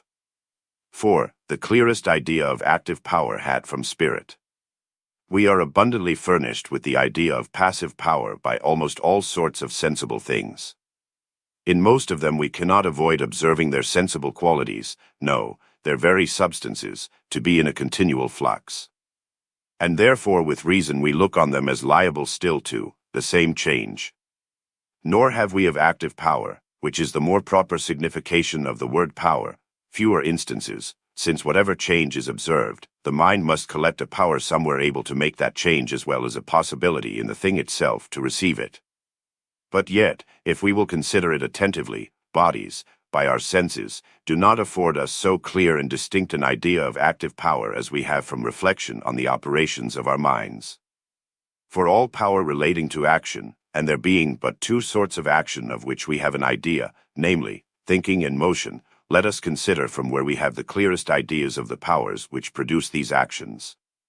1. Of thinking, body affords us no idea at all, it is only from reflection that we have that. 2. Neither have we from body any idea of the beginning of motion.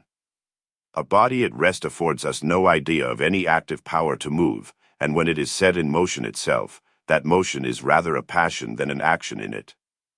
For when the ball obeys the motion of a billiard stick, it is not any action of the ball, but bare passion. Also when by impulse it sets another ball in motion that lay in its way, it only communicates the motion it had received from another and loses in itself so much as the other received. This gives us but a very obscure idea of an active power of moving in body, while we observe it only to transfer but not produce any motion. For it is but a very obscure idea of power which does not reach the production of the action but the continuation of the passion.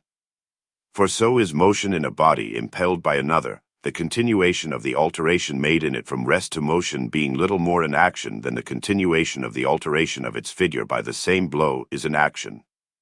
The idea of the beginning of motion we have only from reflection on what passes in ourselves, where we find by experience that barely by willing it, barely by a thought of the mind, we can move the parts of our bodies which were before at rest, so that it seems to me we have from the observation of the operation of bodies by our senses but a very imperfect obscure idea of active power, since they do not afford us any idea in themselves of the power to begin any action, either motion or thought.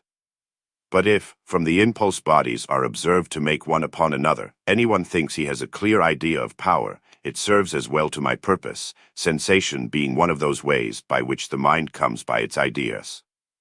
Only I thought it worthwhile to consider here, by the way, whether the mind does not receive its idea of active power clearer from reflection on its own operations than it does from any external sensation. 5. Will and understanding, two powers. This, at least, I think evident, that we find in ourselves a power to begin or refrain, continue or end several actions of our minds and motions of our bodies, barely by a thought or preference of the mind ordering, or as it were commanding, the doing or not doing such or such a particular action. This power which the mind has thus to order the consideration of any idea or the abstaining to consider it, or to prefer the motion of any part of the body to its rest, and vice versa, in any particular instance, is that which we call the will. The actual exercise of that power, by directing any particular action or its abstention, is that which we call volition or willing. The abstention of that action, consequent to such order or command of the mind, is called voluntary. And whatever action is performed without such a thought of the mind is called involuntary. The power of perception is that which we call the understanding. Perception, which we make the act of the understanding, is of three sorts. 1. The perception of ideas in our minds. 2. The perception of the signification of signs. 3. The perception of the connection or repugnance, agreement or disagreement, that there is between any of our ideas. All these are attributed to the understanding, or perceptive power, though it is the two latter only that use allows us to say we understand. 7. From where the ideas of liberty and necessity. Everyone, I think, finds in himself a power to begin or refrain, continue or put an end to several actions in himself. From the consideration of the extent of this power of the mind over the actions of the man, which everyone finds in himself, arise the ideas of liberty and necessity. 8. Liberty, what?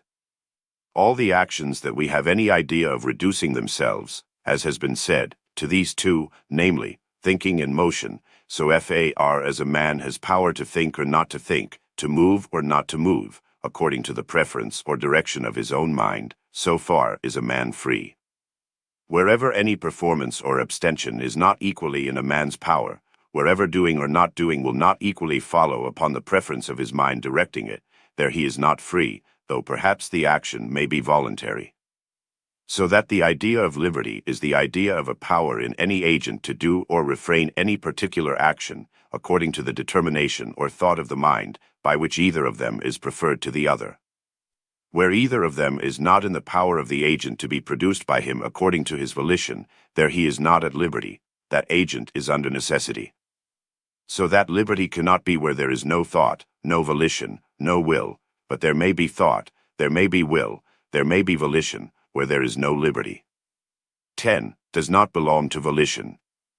Again, suppose a man is carried while fast asleep into a room where a person is he longs to see and speak with, and is there locked fast in, beyond his power to get out. He awakes and is glad to find himself in so desirable company, which he stays willingly in, i.e., prefers his stay to going away. I ask, is not this stay voluntary? I think nobody will doubt it, and yet being locked fast in, it is evident he is not at liberty not to stay, he does not have freedom to be gone.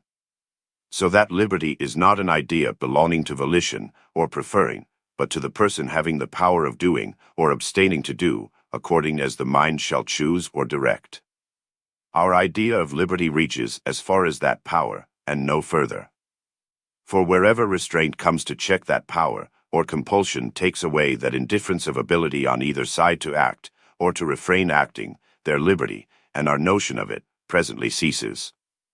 11. Voluntary opposed to involuntary, not to necessary.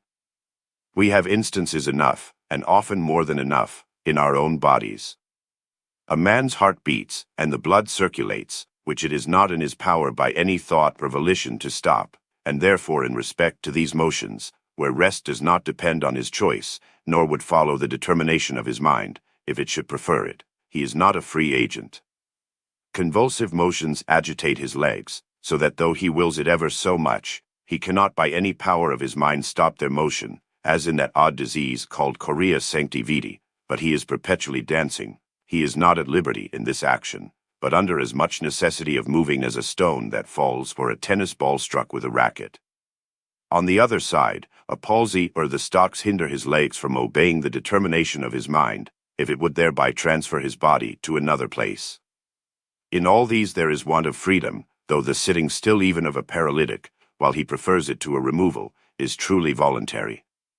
Voluntary, then, is not opposed to necessary, but to involuntary. For a man may prefer what he can do, to what he cannot do the state he is in, to its absence or change though necessity has made it in itself unalterable. 12. Liberty, what?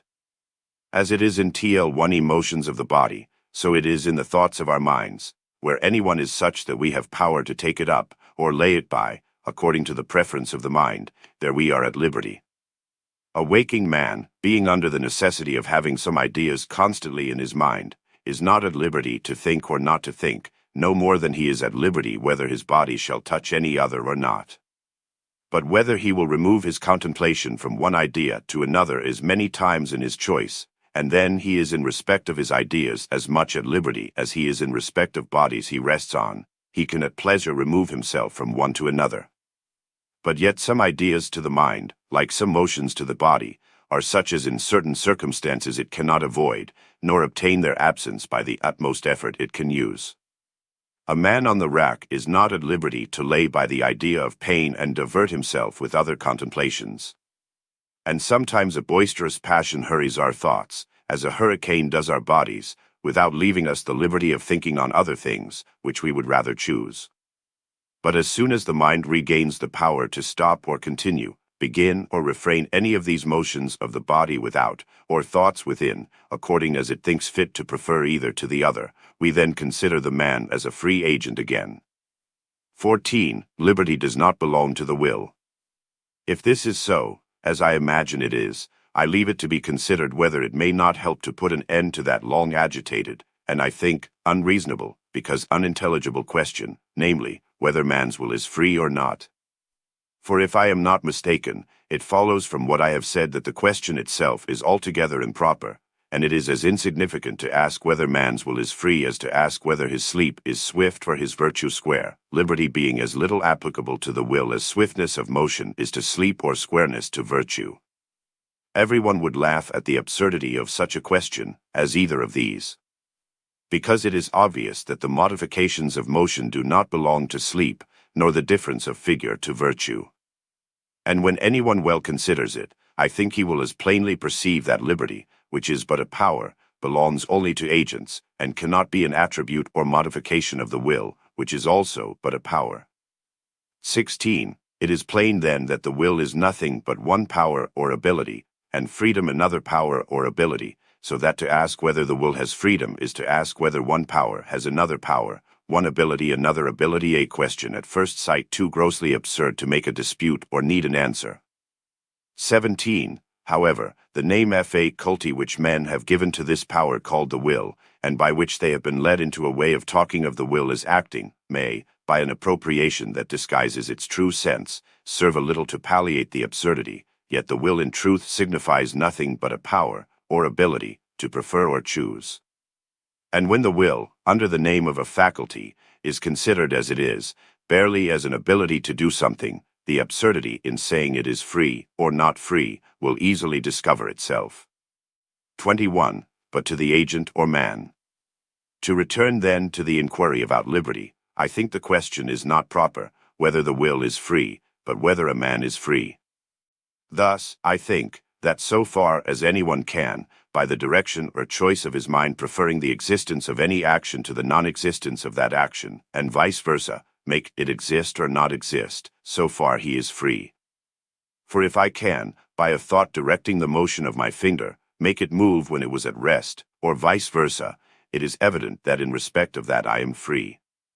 And if I can, by a like thought of my mind, preferring one to the other, produce either words or silence, I am at liberty to speak or hold my peace. And as far as this power reaches, of acting or not acting, by the determination of his own thought preferring either, so far is a man free. For how can we think anyone freer than to have the power to do what he will?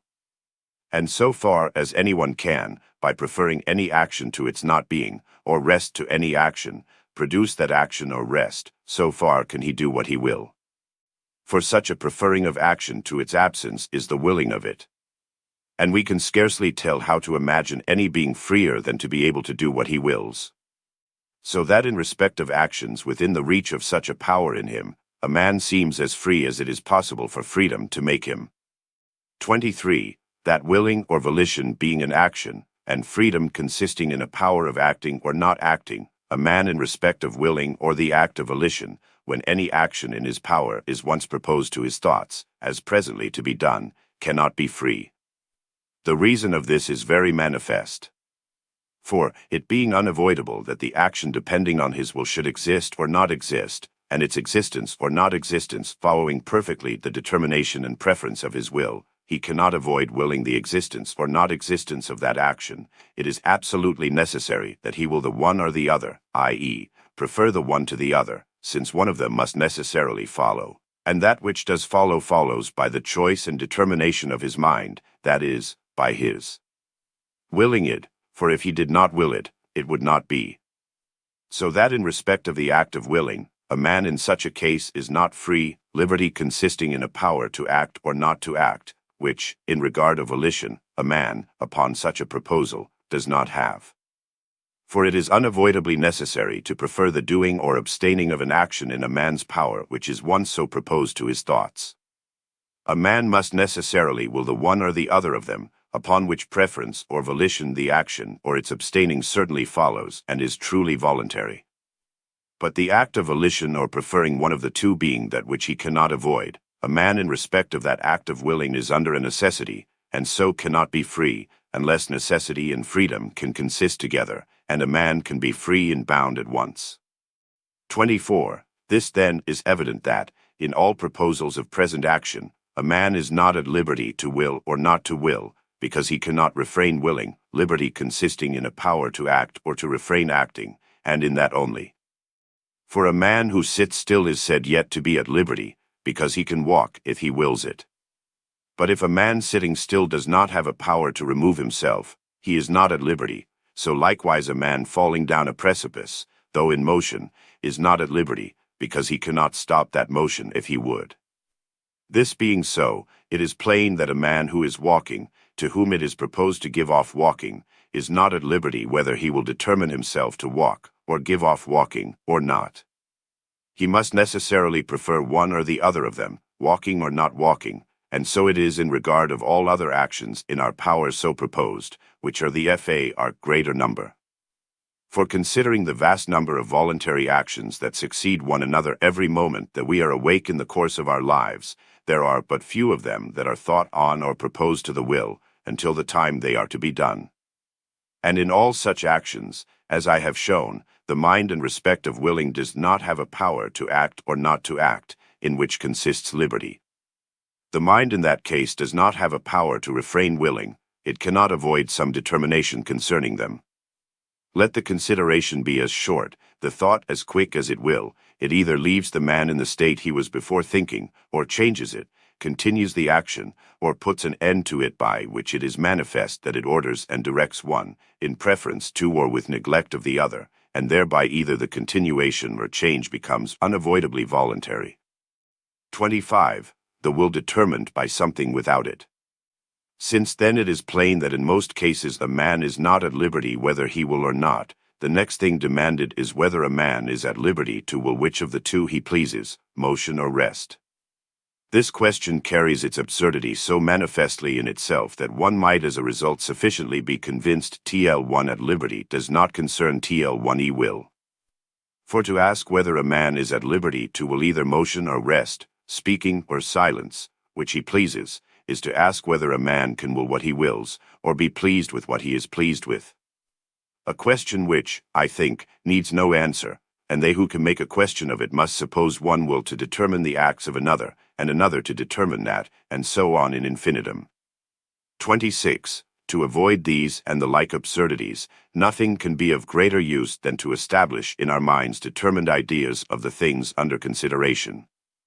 If the ideas of liberty and volition were well fixed in the understandings and carried along with us in our minds, as TL1EY ought, through all the questions that are raised about them, I suppose a great part of the difficulties that perplex men's thoughts and entangle their understandings would be much easier resolved, and we should perceive where the confused signification of terms or where the nature of the thing caused the obscurity. 27. First, then, it is carefully to be remembered that freedom consists in the dependence of the existence or not existence of any action upon volition of it, and not in the dependence of any action or its contrary on our preference. A man standing on a cliff is at liberty to leap 20 yards downwards into the sea, not because he has a power to do the contrary action, which is to leap 20 yards upwards, for that he cannot do. But he is therefore free because he has a power to leap or not to leap. But if a greater force than is either holds him fast or tumbles him down, he is no longer free in that case, because the doing or abstaining of that particular action is no longer in his power. He who is a close prisoner in a room 20 feet square, being at the north side of his chamber, is at liberty to walk 20 feet southward, because he can walk or not walk it, but is not, at the same time, at liberty to do the contrary, i.e., to walk 20 feet northward. In this then consists freedom, namely, in our being able to act or not to act, according as we shall choose or will. 30. Will and desire must not be confounded. But, in the way to it, it will be necessary to premise that though I have above endeavored to express the act of volition by choosing, preferring, and the like terms that signify desire as well as volition, for want of other words to mark that act of the mind whose proper name is willing or volition, yet it being a very simple act, whoever desires to understand what it is will better find it by reflecting on his own mind, and observing what it does when it wills, than by any variety of articulate sounds whatsoever. This caution of being careful not to be misled by expressions that do not enough keep up the difference between the will and several acts of the mind that are quite distinct from it, I think the more necessary, because I find the will often confounded with several of the affections, especially desire, and one put for the other, and that by men who would not willingly be thought not to have had very distinct notions of things and not to have written very clearly about them. This, I imagine, has been no small occasion of obscurity and mistake in this matter, and therefore is, as much as may be, to be avoided. For he who shall turn his thoughts inwards upon what passes in his mind when he wills shall see that the will or power of volition is conversant about nothing, but that particular determination of the mind, by which barely by a thought the mind endeavors to give rise, continuation, or stop, to any action which it takes to be in its power. This, well considered, plainly shows that the will is perfectly distinguished from desire, which in the very same action may have a quite contrary tendency from that which our will sets us upon. A man whom I cannot deny may oblige me to use persuasions to another, which, at the same time I am speaking, I may wish may not prevail on him. In this case, it is plain the will and desire run counter. I will the action that tends one way, while my desire tends another, and that the direct contrary way. 31. Uneasiness determines the will. To return then to the inquiry, what is it that determines the will in regard to our actions? And that, upon second thoughts, I am apt to imagine is not, as is generally supposed, the greater good in view, but some, and for the most part the most pressing, uneasiness a man is at present under. This is that which successively determines the will and sets us upon those actions we perform. This uneasiness we may call, as it is, desire, which is an uneasiness of the mind for want of some absent good. 35. The greatest positive good does not determine the will, but uneasiness. It seems so established and settled a maxim by the general consent of all mankind that good, the greater good, determines the will that I do not at all wonder that, when I first published my thoughts on this subject, I took it for granted, and I imagine that by a great many I shall be thought more excusable for having then done so, than that now I have ventured to recede from so received an opinion. But yet, upon a stricter inquiry, I am forced to conclude that good, the greater good, though apprehended and acknowledged to be so, does not determine the will, until our desire, raised proportionally to it, makes us uneasy in the want of it. Convince a man ever so much that plenty has its advantages over poverty, make him see and admit that the handsome conveniences of life are better than nasty penury, yet as long as he is content with the latter and finds no uneasiness in it, he does not move, his will never is determined to any action that shall bring him out of it. 38. Because all who allow the joys of heaven possible do not pursue them. Were the will determined by the views of good, as it appears in contemplation greater or less to the understanding, which is the state of all absent good, and that which in the received opinion the will is supposed to move to, and to be moved by, I do not see how it could ever get loose from the infinite eternal joys of heaven, once proposed and considered as possible.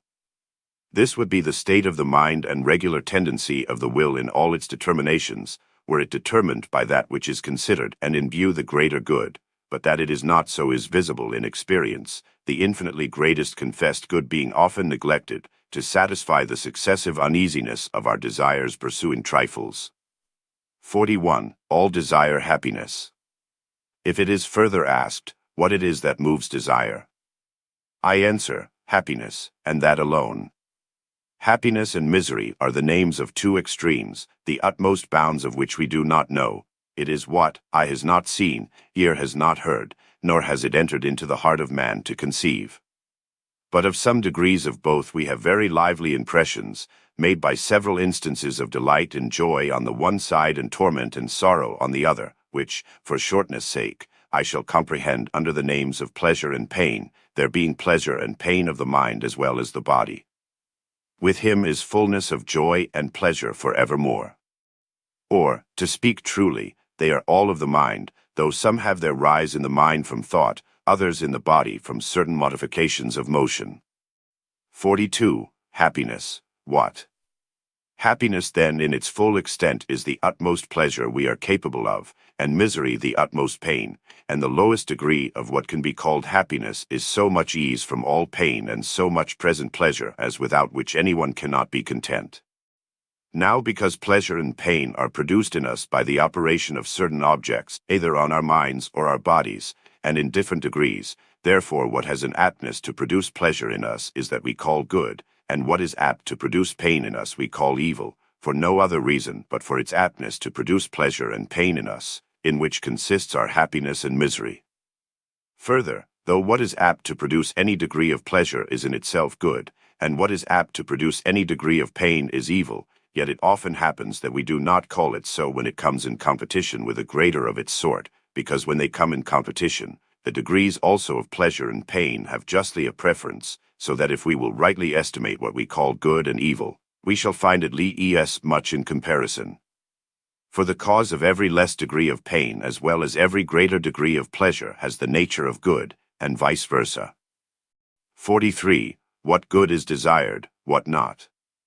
Though this is that which is called good and evil, and all good is the proper object of desire in general, yet all good, even seen and confessed to be so, does not necessarily move every particular man's desire, but only that part, or so much of it as is considered and taken to make a necessary part of his happiness. All other good, however great in reality or appearance, does not excite a man's desires, who does not look on it to make a part of that happiness with which he, in his present thoughts, can satisfy himself. Happiness, under this view, everyone constantly pursues and desires what makes any part of it. Other things acknowledged to be good, he can look upon without desire, pass by, and be content without. There is nobody, I think, so senseless as to deny that there is pleasure in knowledge. And for the pleasures of sense, they have too many followers to let it be questioned whether men are taken with them or not. Now let one man place his satisfaction in sensual pleasures, another in the delight of knowledge, though each of them cannot but confess there is great pleasure in what the other pursues, yet neither of them making the other's delight a part of his happiness, their desires are not moved, but each is satisfied without what the other enjoys, and so his will is not determined to the pursuit of it. But yet as soon as the studious man's hunger and thirst make him uneasy, he, whose will was never determined to any pursuit of good cheer, poignant sauces, delicious wine, by the pleasant taste he has found in them, is, by the uneasiness of hunger and thirst, presently determined to eating and drinking, though possibly with great indifference, what wholesome food comes in his way.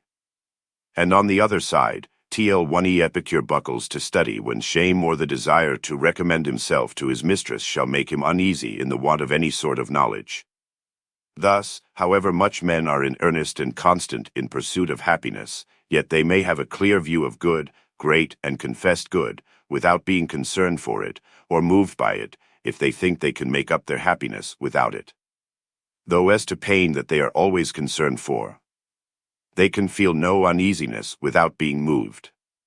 And therefore being uneasy in the want of whatever is judged necessary to their happiness, as soon as any good appears to make a part of their portion of happiness, they begin to desire it. 44. Why the greatest good is not always desired. This, I think, anyone may observe in himself and others, that the greater visible good does not always raise men's desires in proportion to the greatness it appears and is acknowledged to have, though every little trouble moves us and sets us on work to get rid of it. The reason of which is evident from the nature of our happiness and misery itself. All present pain, whatever it be, makes a part of our present misery, but all absent good does not at any time make a necessary part of our present happiness, nor the absence of it make a part of our misery. 47. The power to suspend the prosecution of any desire makes way for consideration. There being in us a great many uneasinesses always soliciting and ready to determine the will, it is natural, as I have said, that the greatest and most pressing should determine the will to the next action, and so it does for the most part, but not always. For the mind having in most cases, as is evident in experience, a power to suspend the execution and satisfaction of any of its desires, and so all, one after another, is at liberty to consider the objects of them, examine them on all sides, and weigh them with others. In this lies the liberty man has, and from the not using of it right comes all that variety of mistakes, errors, and faults which we run into in the conduct of our lives, and our endeavors after happiness, while we precipitate the determination of our wills and engage too soon before clue examination. To prevent this, we have a power to suspend the prosecution of this or that desire, as everyone daily may experiment in himself. This seems to me the source of all liberty. In this seems to consist that which is, as I think improperly, called free will. For during this suspension of any desire, before the will is determined to action in the action, which follows that determination, done, we have opportunity to examine, view, and judge of the good or evil of what we are going to do, and when, upon clue examination, we have judged, we have done our duty, all that we can or ought to do in pursuit of our happiness, and it is not a fault, but a perfection of our nature to desire, will, and act according to the last result of a fair examination. 52. The reason of it. This is the hinge on which turns the liberty of intellectual beings, in their constant endeavors after and a steady prosecution of true felicity, that they can suspend this prosecution in particular cases until they have looked before them and informed themselves whether that particular thing, which is then proposed or desired, lie in the way to their lee one ein enkel and make a real part of that which is their greatest good. For the inclination and tendency of their nature to happiness is an obligation and motive to them, to take care not to mistake or miss it, and so necessarily puts them upon caution, deliberation, and wariness in the direction of their particular actions, which are the means to obtain it.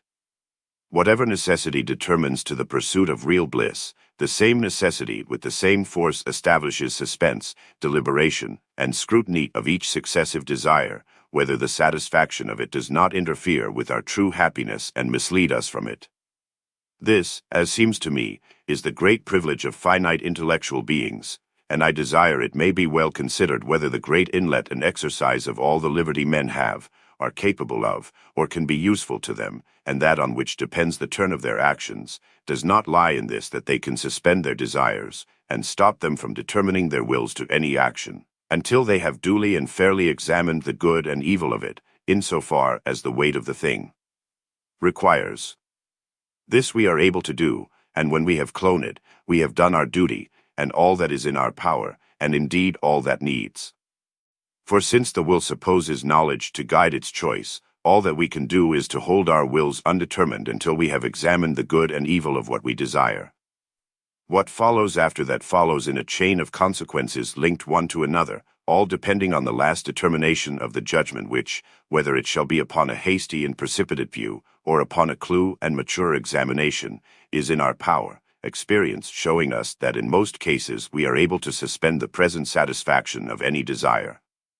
72. Before I close this chapter, it may perhaps be to our purpose and help to give us clearer conceptions about power, if we make our thoughts take a little more exact survey of action. I have said above that we have ideas but of two sorts of action, namely, motion and thinking. These, in truth, though called and counted actions, yet if nearly considered, will not be found to be always perfectly so.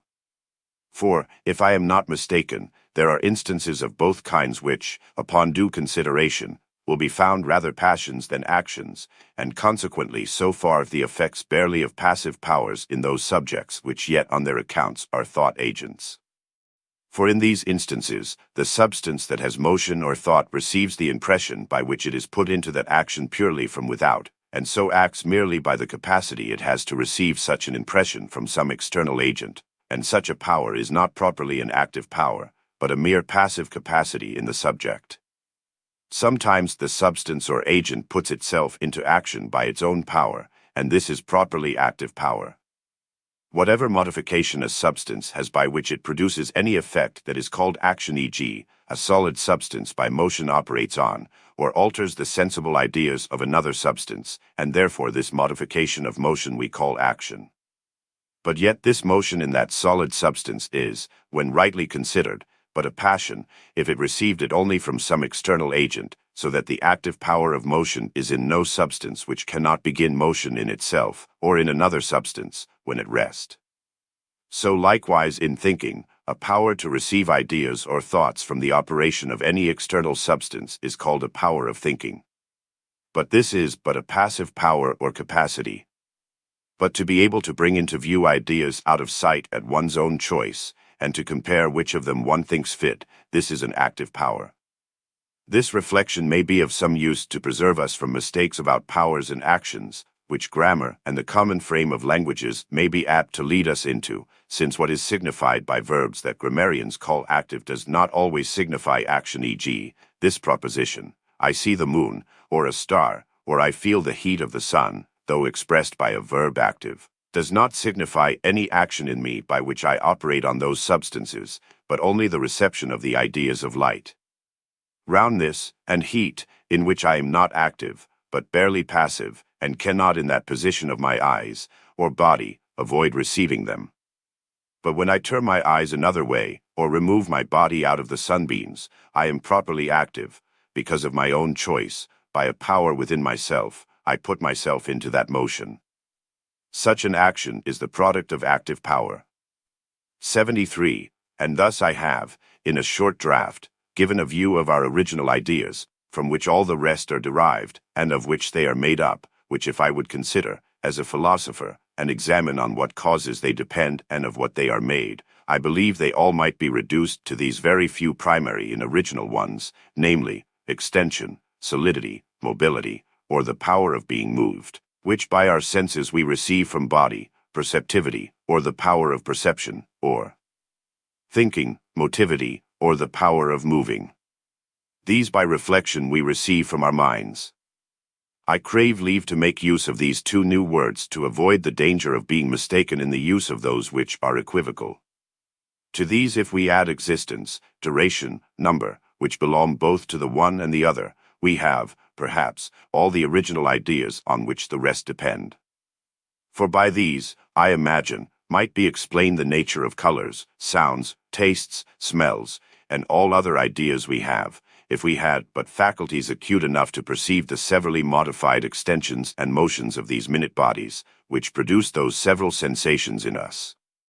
But my present purpose being only to inquire into the knowledge the mind has of things by those ideas and appearances which God has fitted it to receive from them, and how the mind comes by that knowledge, rather than into their causes, or manner of production, I shall not, contrary to the design of this essay, set myself to inquire philosophically into the peculiar constitution of bodies, and the configuration of parts, by which they have the power to produce in us the ideas of their sensible qualities.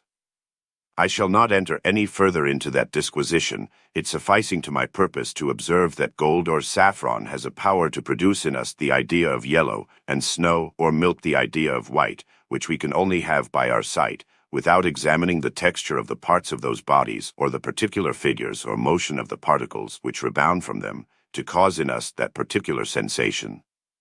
Though when we go beyond the bare ideas in our minds, and would inquire into their causes, we cannot conceive anything else to be in any sensible object, by which it produces different ideas in us, but the different bulk, figure, number, texture, and motion of its insensible parts.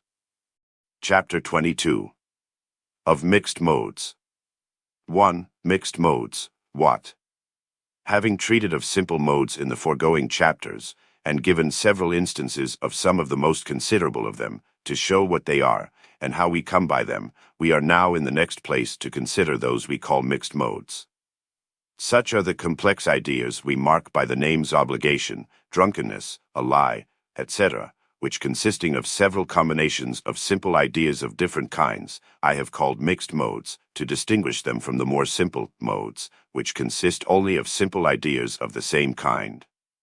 These mixed modes being also such combinations of simple ideas as are not looked upon to be characteristic marks of any real beings that have a steady existence, but scattered and independent ideas put together by the mind, are thereby distinguished from the complex ideas of substances. 2. Made by the mind. That the mind, in respect of its simple ideas, is wholly passive, and receives them all from the existence and operations of things, such as sensation, reflection offers them, without being able to make any one idea, experience shows us. But if we attentively consider these ideas I call mixed modes we are now speaking of, we shall find their origin quite different. The mind often exercises an active power in making these several combinations. For it being once furnished with simple ideas, it can put them together in several compositions, and so make a variety of complex ideas, without examining whether they exist so together in nature. And hence I think it is that these ideas are called notions, as if they had their origin and constant existence more in the thoughts of men than in the reality of things, and to form such ideas, it sufficed that the mind puts the parts of them together, and that they were consistent in the understanding, without considering whether they had any real being. Though I do not deny but several of them might be taken from observation, and the existence of several simple ideas so combined as they are put together in the understanding. For the man who first framed the idea of hypocrisy might have either taken it at first from the observation of one who made show of good qualities which he did not have, or else have framed that idea in his mind, without having any such pattern to fashion it by. For it is evident that in the beginning of languages and societies of men, several of those complex ideas which were consequent to the constitutions established among them must necessarily have been in the minds of men before they existed anywhere else. And that many names that stood for such complex ideas were in use, and so those ideas framed before the combinations they stood for ever existed. 3. Sometimes gotten by the explication of their names. Indeed, now that languages are made and abound with words standing for such combinations, an usual way of getting these complex ideas is by the explication of those terms that stand for them. For consisting of a company of simple ideas combined, they may by words, standing for those simple ideas, be represented to the mind of one who understands those words, though that complex combination of simple ideas was never offered to his mind by the real existence of things. Thus a man may come to have the idea of sacrilege or murder by enumerating to him the simple ideas which these words stand for, without ever seeing either of them committed. 4. The name ties the parts of the mixed modes into one idea. Every mixed mode consisting of many distinct simple ideas, it seems reasonable to inquire from where it has its unity, and how such a precise multitude comes to make but one idea, since that combination does not always exist together in nature. To which I answer, it is plain it has its unity from an act of the mind combining those several simple ideas together, and considering them as one complex one, consisting of those parts, and the mark of this union, or that which is looked on generally to complete it, is one name given to that combination. For it is by their names that men commonly regulate their account of their distinct species of mixed modes, seldom allowing or considering any number of simple ideas to make one complex one, but such collections as there are names for. Thus, though the killing of an old man is as fit in nature to be united into one complex idea, as the killing of man's father, yet there being no name standing precisely for the one as there is the name of parasite to mark the other, it is not taken for a particular complex idea, nor a distinct species of actions from that of killing a young man or any other man. 5. The cause of making mixed modes. If we should inquire a little further to see what it is that occasions men to make several combinations of simple ideas into distinct, and, as it were, settled modes, and neglect others which, in the nature of things themselves, have as much an aptness to be combined and make distinct ideas, we shall find the reason of it to be the end of language, this being to mark, or communicate men's thoughts to one another with all the dispatch that may be, they usually make such collections of ideas into complex modes and affix names to them as they have frequent use of in their way of living and conversation, leaving others, which they have but seldom an occasion to mention, loose and without names to tie them together, they rather choosing to enumerate, when they have need, such ideas as make them up by the particular names that stand for them than to trouble their memories by multiplying of complex ideas with names to them, which they seldom or never have any occasion to make use of. 9. How we get the ideas of mixed modes. There are therefore 3 ways by which we get these complex ideas of mixed modes. 1. By experience and observation of things themselves. Thus, by seeing 2 men wrestle or fence, we get the idea of wrestling or fencing. 2. By invention, or voluntary putting together of several simple ideas in our own minds. So he who first invented printing or etching had an idea of it in his mind before it ever existed. 3. Which is the most usual way, by explaining the names of actions we never saw, or notions we cannot see, and by enumerating, and in this way, as it were, setting before our imaginations all those ideas which go to the making them up and are the constituent parts of them. For having by sensation and reflection stored our minds with simple ideas, and by use gotten the names that stand for them, we can by those means represent to another any complex idea we would have him conceive, so that it has in it no simple ideas but what he knows and has with us the same name for.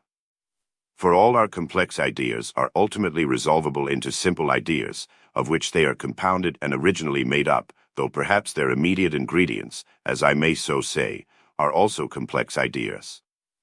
Thus the mixed mode, which the word lie stands for, is made of these simple ideas. 1. Articulate sounds. 2. Certain ideas in the mind of the speaker. 3. Those words the signs of those ideas. 4. Those signs put together by affirmation or negation, otherwise than the ideas they stand for are in the mind of the speaker. I think I do not need go any further in the analysis of that complex idea we call a lie. What I have said is enough to show that it is made up of simple ideas. And it could not be but an offensive tediousness to my reader, to trouble him with a more minute enumeration of every particular simple idea that goes to this complex one, which, from what has been said, he cannot but be able to make out to himself. The same may be done in all our complex ideas whatsoever, which, however compounded and decompounded, may at last be resolved into simple ideas, which are all the materials of knowledge or thought we have, or can have. Nor shall we have reason to fear that the mind is as a result stinted to too scanty a number of ideas, if we consider what an inexhaustible stock of simple modes number and figure alone afford us. How far then mixed modes, which admit of the various combinations of different simple ideas, and their infinite modes, are from being few and scanty, we may easily imagine. So that before we have clone, we shall see that nobody need be afraid he shall not have scope and compass enough for his thoughts to range in, though they are, as I pretend, confined only to simple ideas received from sensation or reflection, and their several combinations. 11. Several words seeming to signify action, signify but the effect. Power being the source from which all action proceeds, the substances in which these powers are, when they exert this power into act, are called causes, and the substances which then are produced, or the simple ideas which are introduced into any subject by the exerting of that power, are called effects. The efficacy by which the new substance or idea is produced is called, in the subject exerting that power, action, but in the subject in which any simple idea is changed or produced, it is called passion. This efficacy, however various, and the effects almost infinite, yet we can, I think, conceive it in intellectual agents to be nothing else but modes of thinking and willing, in corporeal agents, nothing else but modifications of motion. I say, I think we cannot conceive it to be any other but these two. For whatever sort of action, besides these, produces any effects, I confess myself to have no notion nor idea of, and so it is quite remote from my thoughts, apprehensions, and knowledge, and as much in the dark to me as 5 other senses, or as the ideas of colors to a blind man. And therefore many words which seem to express some action signify nothing of the action or modus operandi at all, but barely the effect, with some circumstances of the subject wrought on, or cause operating, e.g., creation, annihilation, contain in them no idea of the action or manner by which they are produced, but barely of the cause, and the thing clone. And when a countryman says the cold freezes water, though the word freezing seems to import some action, yet truly it signifies nothing but the effect, namely that water that was before fluid has become hard and consistent, without containing any idea of the action by which it is done. 12. Mixed modes, made also of other ideas. I think I shall not need to remark here that though power and action make the greatest part of mixed modes, marked by names, and familiar in the minds and mouths of men, yet other simple ideas and their several combinations are not excluded. Much less, I think, will it be necessary for me to enumerate all the mixed modes, which have been settled, with names to them, that would be to make a dictionary of the greatest part of the words made use of in divinity, ethics, law, and politics, and several other sciences.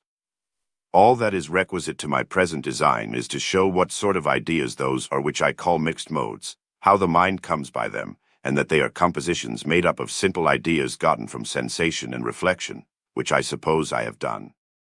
Chapter 23. Of our complex ideas of substances. 1. Ideas of substances, how made. The mind being, as I have declared, furnished with a great number of the simple ideas, conveyed in by the senses, as they are found in exterior things, or by reflection on its own operations, takes notice also that a certain number of these simple ideas go constantly together, which being presumed to belong to one thing, and words being suited to common apprehensions, and made use of for quick dispatch, are called, so united in one subject, by one name. This, by inadvertence, we are apt afterward to talk of, and consider as one simple idea, which indeed is a complication of many ideas together, because, as I have said, not imagining how these simple ideas can subsist by themselves, we accustom ourselves to suppose some substratum in which they do subsist and from which they do result, which therefore we call substance. 2. Our idea of substance in general. Thus, if anyone will examine himself concerning his notion of pure substance in general, he will find he has no other idea of it at all, but only a supposition of he knows not what support of such qualities, which are capable of producing simple ideas in us, which qualities are commonly called accidents. If anyone should be asked what is the subject in which color or weight adheres, he would have nothing to say, but the solid extended parts. And if he were demanded what is it that solidity and extension adhere in, he would not be in a much better case than the Indian before mentioned who, saying that the world was supported by a great elephant, was asked what the elephant rested on, to which his answer was a great tortoise. But being again pressed to know what gave support to the broad-backed tortoise, replied, something he knew not what. And thus here, as in all other cases where we use words without having clear and distinct ideas, we talk like children who, being questioned what such a thing is, which they do not know, readily give this satisfactory answer, that it is something, In truth this signifies no more, when so used either by children or men, but that they know not what, and that the thing they pretend to know and talk of is what they have no distinct idea of at all, and so are perfectly ignorant of it, and in the dark. The idea then we have, to which we give the general name substance, being nothing but the supposed, but unknown support of those qualities we find existing, which we imagine cannot subsist, sine re substant, without something to support them, we call that support substantia, which, according to the true import of the word, is in plain English, standing under or upholding. 3. Of the sorts of substances.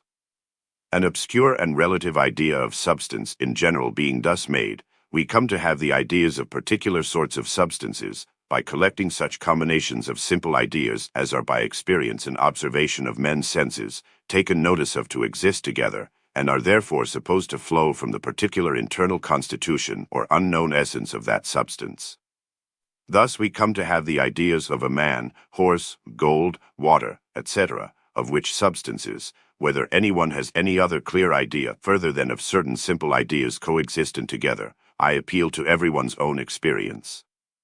It is the ordinary qualities observable in iron, or a diamond, put together that make the true complex idea of those substances, which a smith or a jeweler commonly knows better than a philosopher, who, whatever substantial forms he may talk of, has no other idea of those substances than what is framed by a collection of those simple ideas which are to be found in them. Only we must take notice that our complex ideas of substances, besides all those simple ideas they are made up of, have always the confused idea of something to which they belong and in which they subsist. And therefore, when we speak of any sort of substance, we say it is a thing having such or such qualities. As body is a thing that is extended, figured, and capable of motion, spirit, a thing capable of thinking, and so hardness, friability, and power to draw iron, we say, are qualities to be found in a lodestone. These and the like fashions of speaking intimate that the substance is supposed always something besides the extension, figure, solidity, motion, thinking, or other observable ideas, though we do not know what it is. 4. No clear idea of substance in general. Hence, when we talk or think of any particular sort of corporeal substances, as horse, stone, etc., though the idea we have of either of them is but the complication or collection of those several simple ideas of sensible qualities which we use to find united in the thing called horse or stone, yet because we cannot conceive how they should subsist alone, nor one in another, we suppose them existing in and supported by some common subject. This support we denote by the name substance, though it is certain we have no clear or distinct idea of that thing we suppose a support. 5. As clear an idea of spirit as body. The same thing happens concerning the operations of the mind, namely, thinking, reasoning, fearing, etc., which we concluding not to subsist of themselves, nor apprehending how they can belong to body or be produced by it, we are apt to think these the actions of some other substance, which we call spirit. Yet by this it is evident that having no other idea or notion of matter but something in which those many sensible qualities which affect our senses do subsist, by supposing a substance in which thinking, knowing, doubting, and a power of moving, etc., do subsist, we have as clear a notion of the substance of spirit as we have of body, the one being supposed to be, without knowing what it is, the substratum to those simple ideas we have from without, and the other supposed, with a like ignorance of what it is, to be the substratum to those operations we experiment in ourselves within.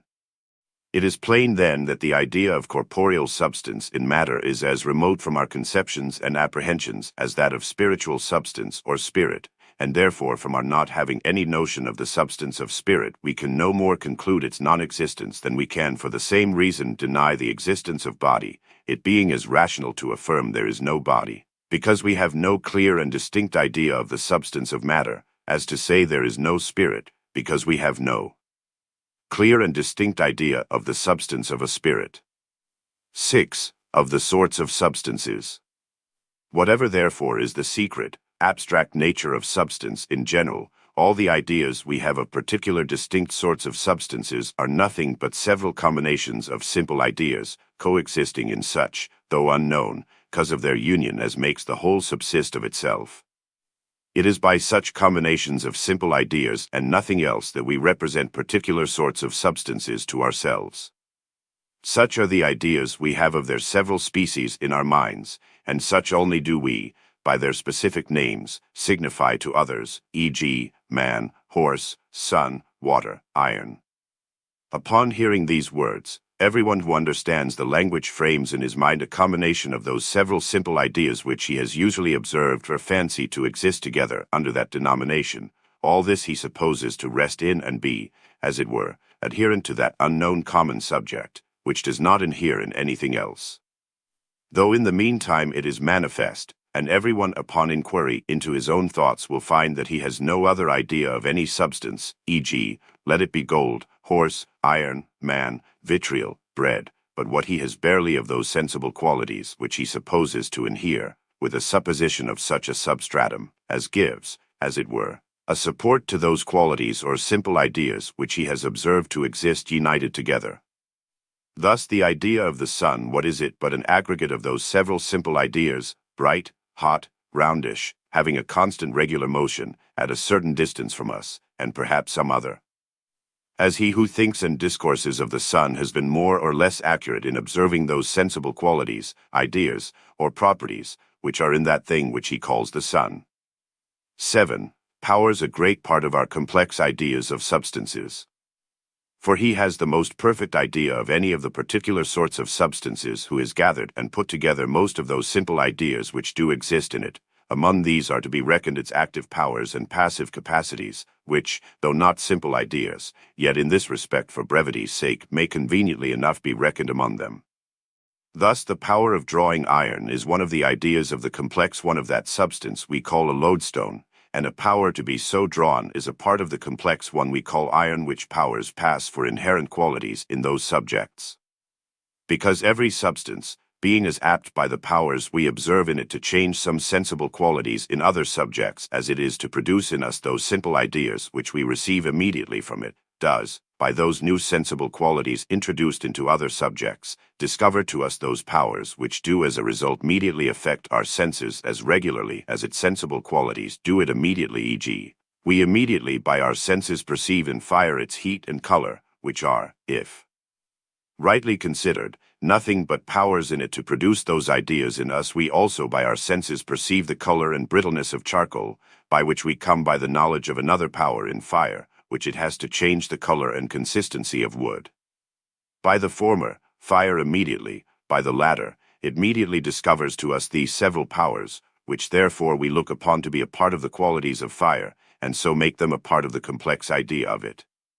For all those powers that we take cognizance of, terminating only in the alteration of some sensible qualities in those subjects on which they operate, and so making them exhibit to us new sensible ideas, therefore it is that I have reckoned these powers among the simple ideas which make the complex ones of the sorts of substances, though these powers, considered in themselves, are truly complex ideas. And in this looser sense I crave leave to be understood, when I name any of these potentialities among the simple ideas which we recollect in our minds when we think of particular substances. For the powers that are severally in them are necessary to be considered, if we will have true distinct notions of the several sorts of substances. 8. And why? Nor are we to wonder that powers make a great part of our complex ideas of substances, since their secondary qualities are those which in most of them serve principally to distinguish substances one from another and commonly make a considerable part of the complex idea of the several sorts of them. For our senses failing us in the discovery of the bulk, texture, and figure of the minute parts of bodies, on which their real constitutions and differences depend, we are inclined to make use of their secondary qualities as the characteristic notes and marks by which to frame ideas of them in our minds and distinguish them one from another. All these secondary qualities, as has been shown, are nothing but bare powers. For the color and taste of opium are, as well as its soporific or anodyne virtues, mere powers depending on its primary qualities, by which it is fitted to produce different operations on different parts of our bodies. 9. 3 sorts of ideas make our complex ones of substances. The ideas that make our complex ones of corporeal substances are of these 3 sorts. First, the ideas of the primary qualities of things, which are discovered by our senses, and are in them even when we do not perceive them. Such are the bulk, figure, number, situation, and motion of the parts of bodies, which are really in them, whether we take notice of them or not. Secondly, the sensible secondary qualities, which, depending on these, are nothing but the powers those substances have to produce several ideas in us by our senses. These ideas are not in the things themselves otherwise than as anything is in its cause. Thirdly, the aptness we consider in any substance to give or receive such alterations of primary qualities, as that the substance so altered should produce in us different ideas from what it did before. These are called active and passive powers. All these powers, as far as we have any notice or notion of them, terminate only in sensible simple ideas. For whatever alteration a lodestone has the power to make in the minute particles of iron, we should have no notion of any power it had at all to operate on iron, did not its sensible motion discover it. And I do not doubt but there are 1,000 changes that bodies we daily handle have a power to cause in one another, which we never suspect, because they never appear in sensible effects. 10. Powers make a great part of our complex ideas of substances. Powers therefore justly make a great part of our complex ideas of substances. He who will examine his complex idea of gold will find several of its ideas that make it up to be only powers, as the power of being melted, but of not spending itself in the fire, of being dissolved in aqua regia, are ideas as necessary to make up our complex idea of gold as its color and weight, which, if duly considered, are also nothing but different powers. For to speak truly, yellowness is not actually in gold, but is a power in gold to produce that idea in us by our eyes, when placed in a due light, and the heat, which we cannot leave out of our ideas of the sun, is no more really in the sun than the white color it introduces into wax. These are both equally powers in the sun operating, by the motion and figure of its sensible parts, so on a man, as to make him have the idea of heat, and so on wax, as to make it capable to produce in a man the idea of white. 11. The now secondary qualities of bodies would disappear, if we could discover the primary ones of their minute parts. Had we senses acute enough to discern the minute particles of bodies, and the real constitution on which their sensible qualities depend, I do not doubt but they would produce quite different ideas in us, and that which is now the yellow color of gold would then disappear, and instead of it we should see an admirable texture of parts of a certain size and figure. This microscopes plainly discover to us, for what to our naked eyes produces a certain color is, by thus augmenting the acuteness of our senses, discovered to be quite a different thing, and the thus altering, as it were, the proportion of the bulk of the minute parts of a colored object to our usual sight produces different ideas from what it did before. Thus sand or pounded glass, which is opaque and white to the naked eye, is pellucid in a microscope, and a hair seen this way loses its former color, and is in a great measure pellucid, with a mixture of some bright sparkling colors, such as appear from the refraction of diamonds and other pellucid bodies. Blood to the naked eye appears all red, but by a good microscope, in which its lesser parts appear, shows only some few globules of real, swimming in a pellucid liquor. And how these real globules would appear, if glasses could be found that could yet magnify them 1,000 or 10,000 times more, is uncertain. 12. Our faculties of discovery suited to our state. The infinitely wise contriver of us, and all things about us, has fitted our senses, faculties, and organs to the conveniences of life, and the business we have to do here. We are able, by our senses, to know and distinguish things, and to examine them so far as to apply them to our uses, and several ways to accommodate the exigencies of this life. We have insight enough into their admirable contrivances and wonderful effects to admire and magnify the wisdom, power, and goodness of their author. Such a knowledge as this, which is suited to our present condition, we do not want faculties to attain. But it does not appear that God intended we should have a perfect, clear, and adequate knowledge of them, that perhaps is not in the comprehension of any finite being. We are furnished with faculties, dull and weak as they are, to discover enough in the creatures, to lead us to the knowledge of the Creator and the knowledge of our duty. And we are fitted well enough with abilities to provide for the conveniences of living. These are our business in this world. But were our senses altered and made much quicker and more acute, the appearance and outward scheme of things would have quite another face to us, and, I am apt to think, would be inconsistent with our being, or at least well-being, in this part of the universe which we inhabit. He who considers how little our constitution is able to bear a remove into parts of this air, not much higher than that we commonly breathe in, will have reason to be satisfied that in this globe of earth allotted for our mansion, the all-wise architect has suited our organs, and the bodies that are to affect them, one to another. If our sense of hearing were but 1,000 times quicker than it is, how would a perpetual noise distract us? And we should in the quietest retirement be less able to sleep or meditate than in the middle of a sea fight. No, if that most instructive of our senses, seeing, were in any man 1,000 or 100,000 times more acute than it is by the best microscope, things several millions of times less than the smallest object of his sight now would then be visible to his naked eyes, and so he would come nearer to the discovery of the texture and motion of the minute parts of corporeal things, and in many of them probably get ideas of their internal constitutions. But then he would be in a quite different world from other people. Nothing would appear the same to him and others, the visible ideas of everything would be different. So that I doubt whether he and the rest of men could discourse concerning the objects of sight, or have any communication about colors, their appearances being so wholly different. And perhaps such a quickness and tenderness of sight could not endure bright sunshine, or so much as open daylight, nor take in but a very small part of any object at once, and that too only at a very near distance.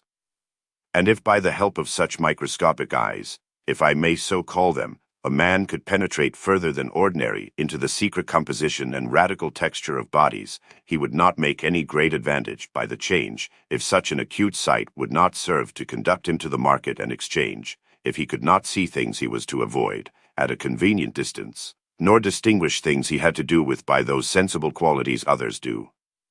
14. Complex ideas of substances. But to return to the matter in hand, the ideas we have of substances, and the ways we come by them, I say, our specific ideas of substances are nothing else but a collection of a certain number of simple ideas, considered as united in one thing. These ideas of substances, though they are commonly simple apprehensions and the names of them simple terms, yet in effect are complex and compounded. Thus the idea which an Englishman signifies by the name swan is white color, long neck, red beak, black legs, and whole fait, and all these of a certain size, with a power of swimming in the water, and making a certain kind of noise. And perhaps, to a man who has long observed this kind of bird, some other properties which all terminate in sensible simple ideas, all united in one common subject. 15. Idea of spiritual substances as clear as of bodily substances. Besides the complex ideas we have of material sensible substances, of which I have last spoken, by the simple ideas we have taken from those operations of our own minds, which we experiment daily in ourselves, as thinking, understanding, willing, knowing, and power of beginning motion, etc., coexisting in some substance, we are able to frame the complex idea of an immaterial spirit. And thus, by putting together the ideas of thinking, perceiving, liberty, and power of moving themselves and other things, we have as clear a perception and notion of immaterial substances as we have of material.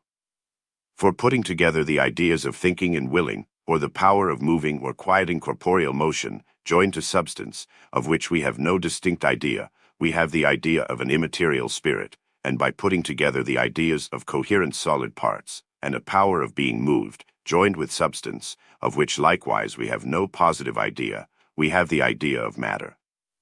The one is as clear and distinct an idea as the other, the idea of thinking and moving a body being as clear and distinct ideas as the ideas of extension, solidity, and being moved. For our idea of substance is equally obscure, or none at all, in both. It is but a supposed I know not what, to support those ideas we call accidents. It is for want of reflection that we are apt to think that our senses show us nothing but material things.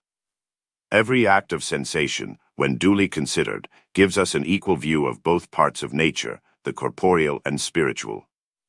For while I know, by seeing or hearing, etc., that there is some corporeal being without me, the object of that sensation, I do more certainly know that there is some spiritual being within me that sees and hears.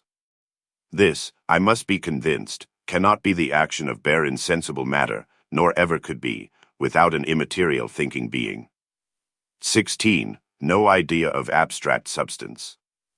By the complex idea of extended, figured, colored, and all other sensible qualities, which is all that we know of it, we are as far from the idea of the substance of body as if we knew nothing at all. Nor after all the acquaintance and familiarity, which we imagine we have with matter, and the many qualities men assure themselves they perceive and know in bodies, will it perhaps upon examination be found that they have any more, or clearer, primary ideas belonging to body than they have belonging to immaterial spirit. 17. The cohesion of solid parts and impulse, the primary ideas of body. The primary ideas we have peculiar to body, as contradistinguished to spirit, are the cohesion of solid, and consequently separable, parts, and a power of communicating motion by impulse. These, I think, are the original ideas proper and peculiar to body, for figure is but the consequence of finite extension. 18. Thinking and motivity, the primary ideas of spirit. The ideas we have belonging and peculiar to spirit are thinking and will, or a power of putting body into motion by thought, and which is consequent to it, liberty. For as body cannot but communicate its motion by impulse to another body, which it meets with at rest, so the mind can put bodies into motion, or refrain to do so, as it pleases. The ideas of existence, duration, and mobility are common to them both. 19. Spirits capable of motion. There is no reason why it should be thought strange that I make mobility belong to spirit. For having no other idea of motion but change of distance with other beings that are considered as at rest, and finding that spirits, as well as bodies, cannot operate but where they are, and that spirits do operate at several times in several places, I cannot but attribute change of place to all finite spirits, for of the infinite spirit I do not speak here. For my soul, being a real being as well as my body, is certainly as capable of changing distance with any other body, or being, as body itself, and so is capable of motion. And if a mathematician can consider a certain distance, or a change of that distance between 2 points, one may certainly conceive a distance, and a change of distance between 2 spirits, and so conceive their motion, their approach or removal, one from another. 20. Everyone finds in himself that his soul can think, will, and operate on his body in the place where that is, but cannot operate on a body, or in a place 100 miles distant from it. Nobody can imagine that his soul can think or move a body at Oxford, while he is at London, and cannot but know that, being united to his body, it constantly changes place all the whole journey between Oxford and London, as the coach or horse does that carries him, and I think may be said to be truly all that while in motion. Or if that will not be allowed to afford us a clear idea enough of its motion, its being separated from the body in death, I think, will, for to consider it as going out of the body, or leaving it, and yet to have no idea of its motion, seems to me impossible. 22. Idea of soul and body compared. Let us compare then our complex idea of an immaterial spirit with our complex idea of body, and see whether there is any more obscurity in one than in the other, and in which most. Our idea of body, as I think, is an extended solid substance, capable of communicating motion by impulse. And our idea of soul, as an immaterial spirit, is of a substance that thinks, and has a power of exciting motion in body, by willing or thought. These, I think, are our complex ideas of soul and body, as contradistinguished, and now let us examine which has most obscurity in it, and difficulty to be apprehended. I know that people whose thoughts are immersed in matter, and have so subjected their minds to their senses that they seldom reflect on anything beyond them, are apt to say, they cannot comprehend a thinking thing, which perhaps is true. But I affirm, when they consider it well, they can no more comprehend an extended thing. 23. Cohesion of solid parts in body as hard to be conceived as thinking in a soul. If anyone says he does not know what it is that thinks in him, he means he does not know what the substance is of that thinking thing. No more, say I, does he know what the substance is of that solid thing. Further, If he says he does not know how he thinks, I answer, neither does he know how he is extended, how the solid parts of body are united or cohere together to make extension. 25. I allow it is usual for most people to wonder how anyone should find a difficulty in what they think they every day observe. Do we not see, will they be ready to say, the parts of bodies stick firmly together? Is there anything more common? And what doubt can there be made of it? And the like, I say, concerning thinking in voluntary motion. Do we not every moment experiment it in ourselves, and therefore can it be doubted? The matter of fact is clear, I confess, but when we would a little nearer look into it, and consider how it is done, there I think we are at a loss, both in the one and the other, and can as little understand how the parts of body cohere, as how we ourselves perceive or move. I would have anyone intelligibly explain to me how the parts of gold, or brass, that but now in fusion were as loose from one another as the particles of water or the sands of an hourglass, come in a few moments to be so united and adhere so strongly one to another that the utmost force of men's arms cannot separate them. A considering man will, I suppose, be here at a loss to satisfy his own or another man's understanding. 28. Communication of motion by impulse, or by thought, equally intelligible. Another idea we have of body is the power of communication of motion by impulse, and of our souls the power of exciting motion by thought. These ideas, the one of body, the other of our minds, every day's experience clearly furnishes us with. But if here again we inquire how this is done, we are equally in the dark. For to the communication of motion by impulse, in which as much motion is lost to one body as is gotten to the other, which is the most ordinary case, we can have no other conception but of the passing of motion out of one body into another. This, I think, is as obscure and inconceivable as how our minds move or stop our bodies by thought, which we every moment find they do. The increase of motion by impulse, which is observed or believed sometimes to happen, is yet harder to be understood. We have by daily experience clear evidence of motion produced both by impulse and by thought, but the manner how hardly comes within our comprehension. We are equally at a loss in both, so that, however we consider motion and its communication, either from body or spirit, the idea which belongs to spirit is at least as clear as that which belongs to body. And if we consider the active power of moving, or, as I may call it, motivity, it is much clearer in spirit than body, since two bodies, placed by one another at rest, will never afford us the idea of a power in the one to move the other, but by a borrowed motion, whereas the mind, every clay, affords us ideas of an active power of moving of bodies, and therefore it is worth our consideration, whether active power is not the proper attribute of spirits, and passive power of matter. Hence may be conjectured that created spirits are not totally separate from matter, because they are both active and passive. Pure spirit, namely, Goel, is only active, pure matter is only passive. Those beings that are both active and passive we may judge to partake of both. 30. Ideas of body and spirit compared. So that, in short, the idea we have of spirit, compared with the idea we have of body, stands thus: the substance of spirits is unknown to us, and so is the substance of body equally unknown to us. Two primary qualities or properties of body, namely, solid coherent parts and impulse, we have distinct clear ideas of. So likewise we know and have distinct clear ideas of two primary qualities or properties of spirit, namely, thinking in a power of action, i.e. a power of beginning where stopping several thoughts or motions. We have also the ideas of several qualities inherent in bodies, and have the clear distinct ideas of them. These qualities are but the various modifications of the extension of cohering solid parts and their motion. We have likewise the ideas of the several modes of thinking, namely, believing, doubting, intending, fearing, hoping, all which are but the several modes of thinking. We have also the ideas of willing and moving the body consequent to it, and with the body itself too, for, as has been shown, spirit is capable of motion. 31.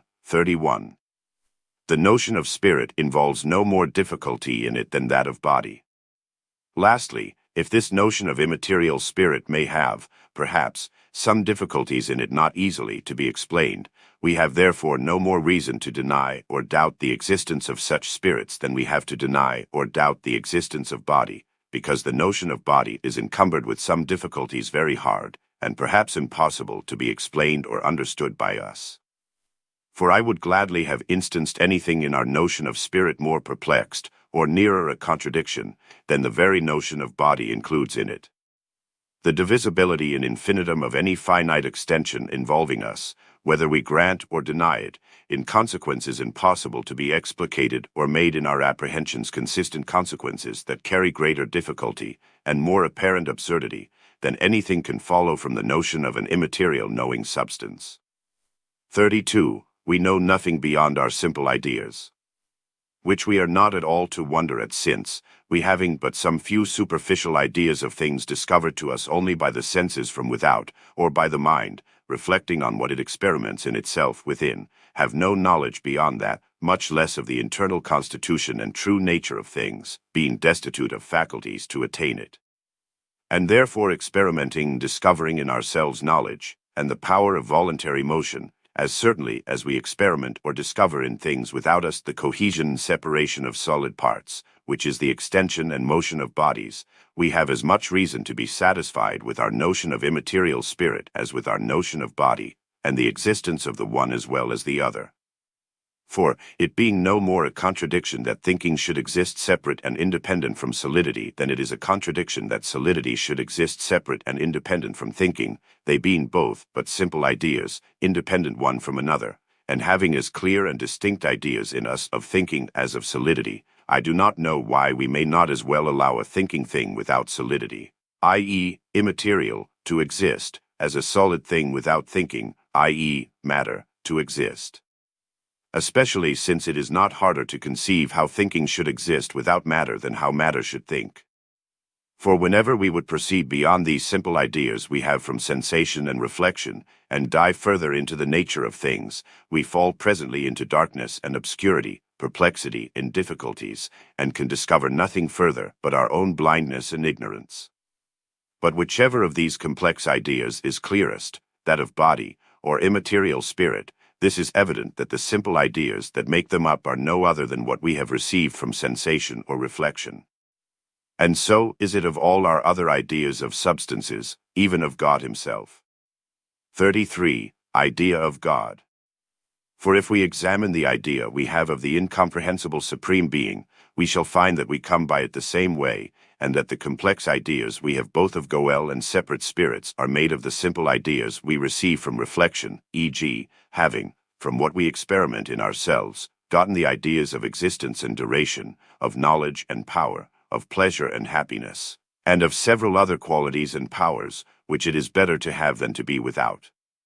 When we would frame an idea the most suitable we can to the Supreme Being, we enlarge every one of these with our idea of infinity, and so putting them together make our complex idea of God. For that the mind has such a power of enlarging some of its ideas, received from sensation and reflection, has been already shown. 37. Recapitulation. And thus we have seen what kinds of ideas we have of substances of all kinds, in what they consist, and how we came by them.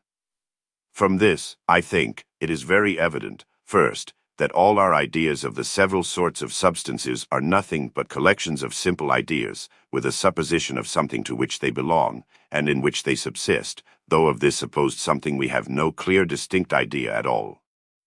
Secondly, that all the simple ideas, that thus united in one common substratum make up our complex ideas of several sorts of substances, are no other but such as we have received from sensation or reflection, so that even in those which we think we are most intimately acquainted with, and that come nearest the comprehension of our most enlarged conceptions, we cannot go beyond those simple ideas.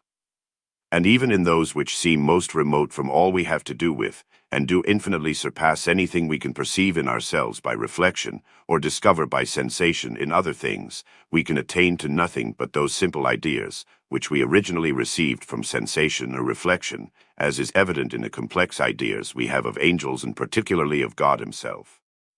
Thirdly, that most of the simple ideas that make up our complex ideas of substances, when truly considered, are only powers, However, we are apt to take them for positive qualities, e.g., the greatest part of the ideas that make our complex idea of gold are yellowness, great weight, ductility, fusibility, and solubility in aqua regia, etc., all united together in an unknown substratum.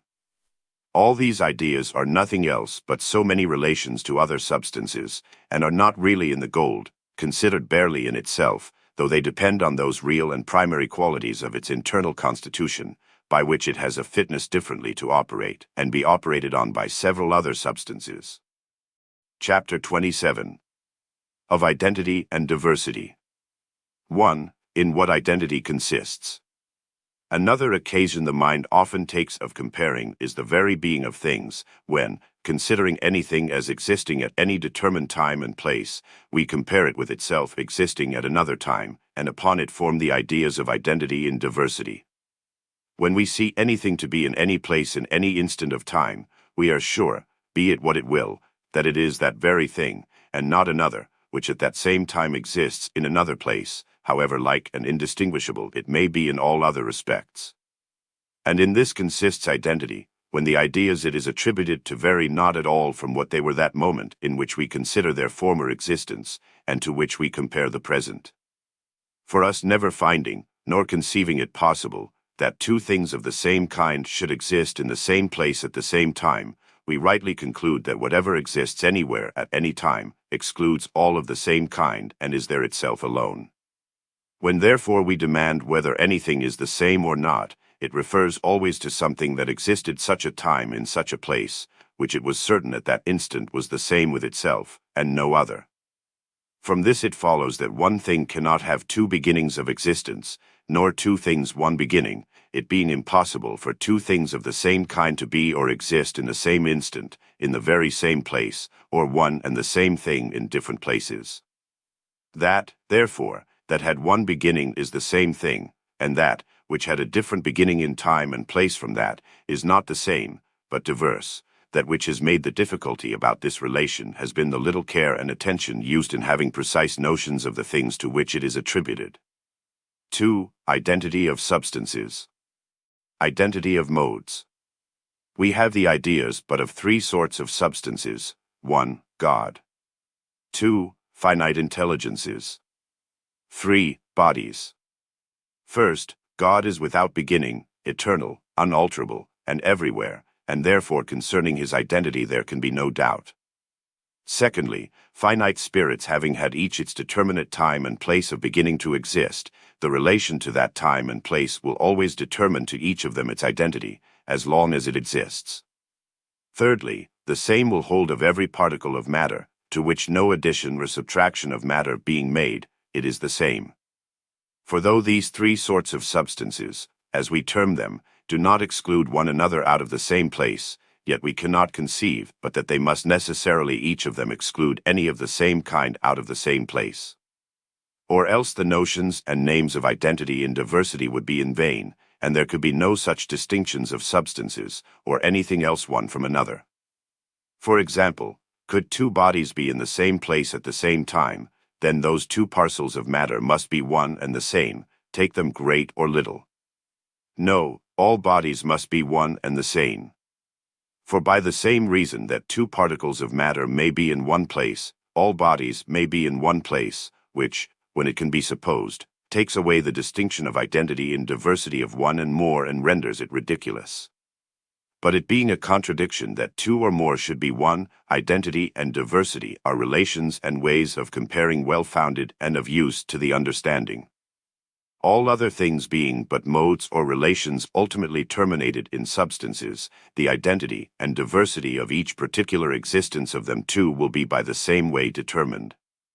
Only as to things whose existence is in succession, such as are the actions of finite beings, e.g., motion and thought, both which consist in a continued train of succession, concerning their diversity, there can be no question. Because each perishing the moment it begins, they cannot exist in different times, or in different places, as permanent beings can at different times exist in distant places, and therefore no motion or thought, considered as at different times, can be the same, each part of this having a different beginning of existence. 3. Principium individuationis. From what has been said, it is easy to discover what is so much inquired after, the principium individuationis, and that, it is plain, is existence itself, which determines a being of any sort to a particular time and place, incommunicable to two beings of the same kind.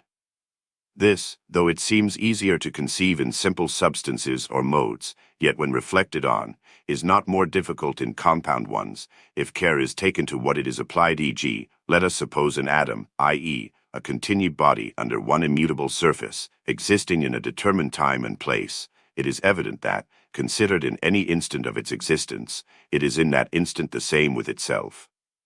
For being at that instant what it is, and nothing else, it is the same, and so must continue as long as its existence is continued, for so long it will be the same, and no other.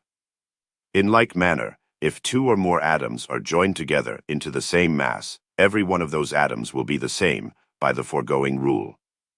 And while they exist united together, the mass, consisting of the same atoms, must be the same mass, or the same body, let the parts be ever so differently jumbled. But if one of these atoms is taken away, or one new one added, it is no longer the same mass or the same body. In the state of living creatures, their identity does not depend on a mass of the same particles, but on something else. For in them the variation of great parcels of matter does not alter the identity. An oak growing from a plant to a great tree, and then lopped, is still the same oak, and a colt grown up to a horse, sometimes fat, sometimes lean, is all the while the same horse. Though in both these cases there may be a manifest change of the parts, so that truly they are not either of them the same masses of matter, though they are truly one of them the same oak, and the other the same horse. The reason for this is that in these two cases, a mass of matter and a living body, identity is not applied to the same thing. 4. Identity of vegetables. We must therefore consider in what an oak differs from a mass of matter, and that seems to me to be in this, that the one is only the cohesion of particles of matter anyhow united, the other such a disposition of them as constitutes the parts of an oak, and such an organization of those parts as is fit to receive and distribute nourishment, so as to continue and frame the wood, bark, and leaves, etc., of an oak, in which consists the vegetable life, that being then one plant which has such an organization of parts in one coherent body partaking of one common life, it continues to be the same plant as long as it partakes of the same life, though that life is communicated to new particles of matter vitally united to the living plant, in a like continued organization conformable to that sort of plants. For this organization being at any one instant in any one collection of matter, is in that particular concrete distinguished from all other, and is that individual life, which existing constantly from that moment both forwards and backwards, in the same continuity of insensibly succeeding parts united to the living body of the plant, it has that identity which makes the same plant, and all the parts of it, parts of the same plant, during all the time that they exist united in that continued organization, which is fit to convey that common life to all the parts so united. 5. Identity of animals.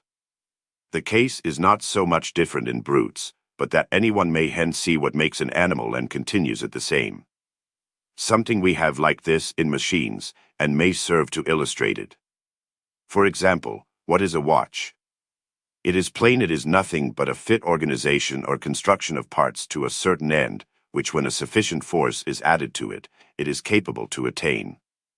If we would suppose this machine one continued body, all whose organized parts were repaired, increased, or diminished by a constant addition or separation of insensible parts, with one common life, we should have something very much like the body of an animal, with this difference that in an animal the fitness of the organization, and the motion in which life consists, begin together, the motion coming from within. But in machines, the force coming sensibly from without is often away when the organ is in order, and well fitted to receive it.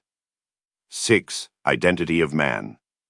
This also shows in what the identity of the same man consists, namely, in nothing but a participation of the same continued life, by constantly fleeting particles of matter, in succession vitally united to the same organized body.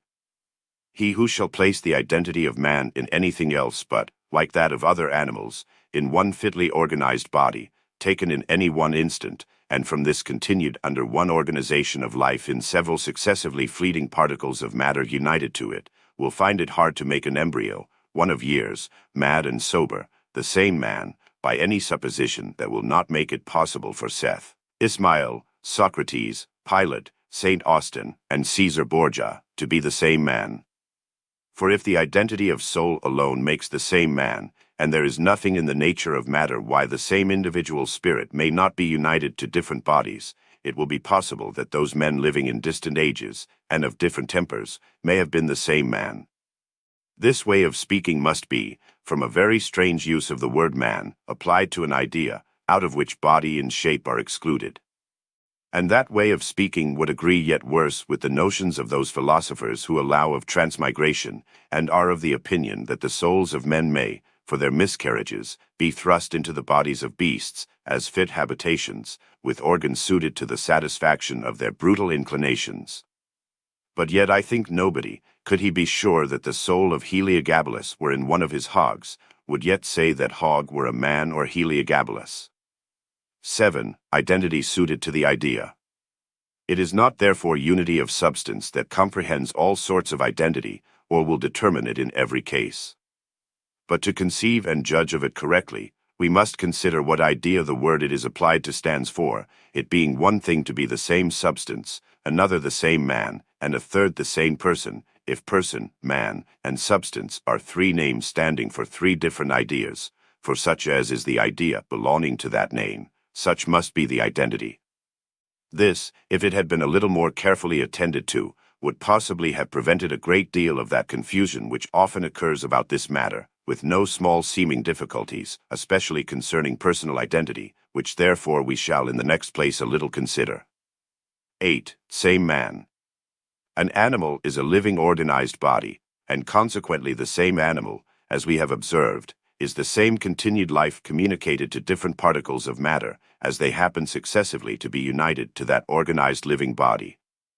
And whatever is talked of other definitions, ingenuous observation puts it past doubt that the idea in our minds, of which the sound man in our mouths is the sign, is nothing else but of an animal of such a certain form. Since I think I may be confident that, whoever should see a creature of his own shape and make, though it had no more reason all its life than a cat or a parrot, would call him still a man, or whoever should hear a cat or a parrot discourse, reason, and philosophize would call or think it nothing but a cat or a parrot and say the one was a dull, irrational man, and the other a very intelligent rational parrot. For I presume it is not the idea of a thinking or rational being alone that makes the idea of a man in most people's sense, but of a body, so and so shaped, joined to it. And if that is the idea of a man, the same successive body not shifted all at once must, as well as the same immaterial spirit, go to the making of the same man. 9. Personal identity. This being premised, to find in what personal identity consists, we must consider what person stands for. This, I think, is a thinking intelligent being that has reason and reflection, and can consider itself as itself, the same thinking thing in different times and places, which it does only by that consciousness which is inseparable from thinking, and, as it seems to me, essential to it being impossible for anyone to perceive without perceiving that he does perceive. When we see, hear, smell, taste, feel, meditate, or will anything, we know that we do so. Thus it is always as to our present sensations and perceptions. And by this everyone is to himself that which he calls self, it not being considered in this case whether the same self is continued in the same or diverse substances. For since consciousness always accompanies thinking, and it is that which makes everyone to be what he calls self, and thereby distinguishes himself from all other thinking things, in this alone consists personal identity, i.e., the saneness of a rational being. And as far as this consciousness can be extended backwards to any past action or thought, so far reaches the identity of that person. It is the same self now it was then, and it is by the same self with this present one that now reflects on it that that action was done. 10. Consciousness makes personal identity. But it is further inquired whether it is the same identical substance. This few would think they had reason to doubt of, if these perceptions, with their consciousness, always remained present in the mind, by means of which the same thinking thing would be always consciously present, and, as would be thought, evidently the same to itself. But that which seems to make the difficulty is this, that this consciousness, being interrupted always by forgetfulness, there being no moment of our lives in which we have the whole train of all our past actions before our eyes in one view, but even the best memories losing the sight of one part while they are viewing another, and we sometimes, and that the greatest part of our lives, not reflecting on our past selves, being intent on our present thoughts, and in sound sleep having no thoughts at all, or at least none with that consciousness which remarks our waking thoughts. I say, in all these cases, our consciousness being interrupted, and we losing the sight of our past selves, doubts are raised whether we are the same thinking thing, i.e., the same substance or not.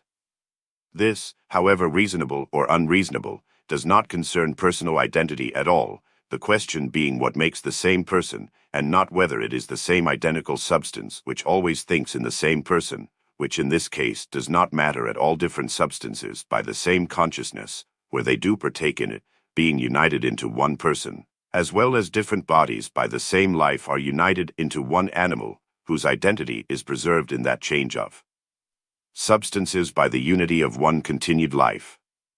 For it being the same consciousness that makes a man be himself to himself, personal identity depends on that only, whether it is annexed solely to one individual substance or can be continued in a succession of several substances.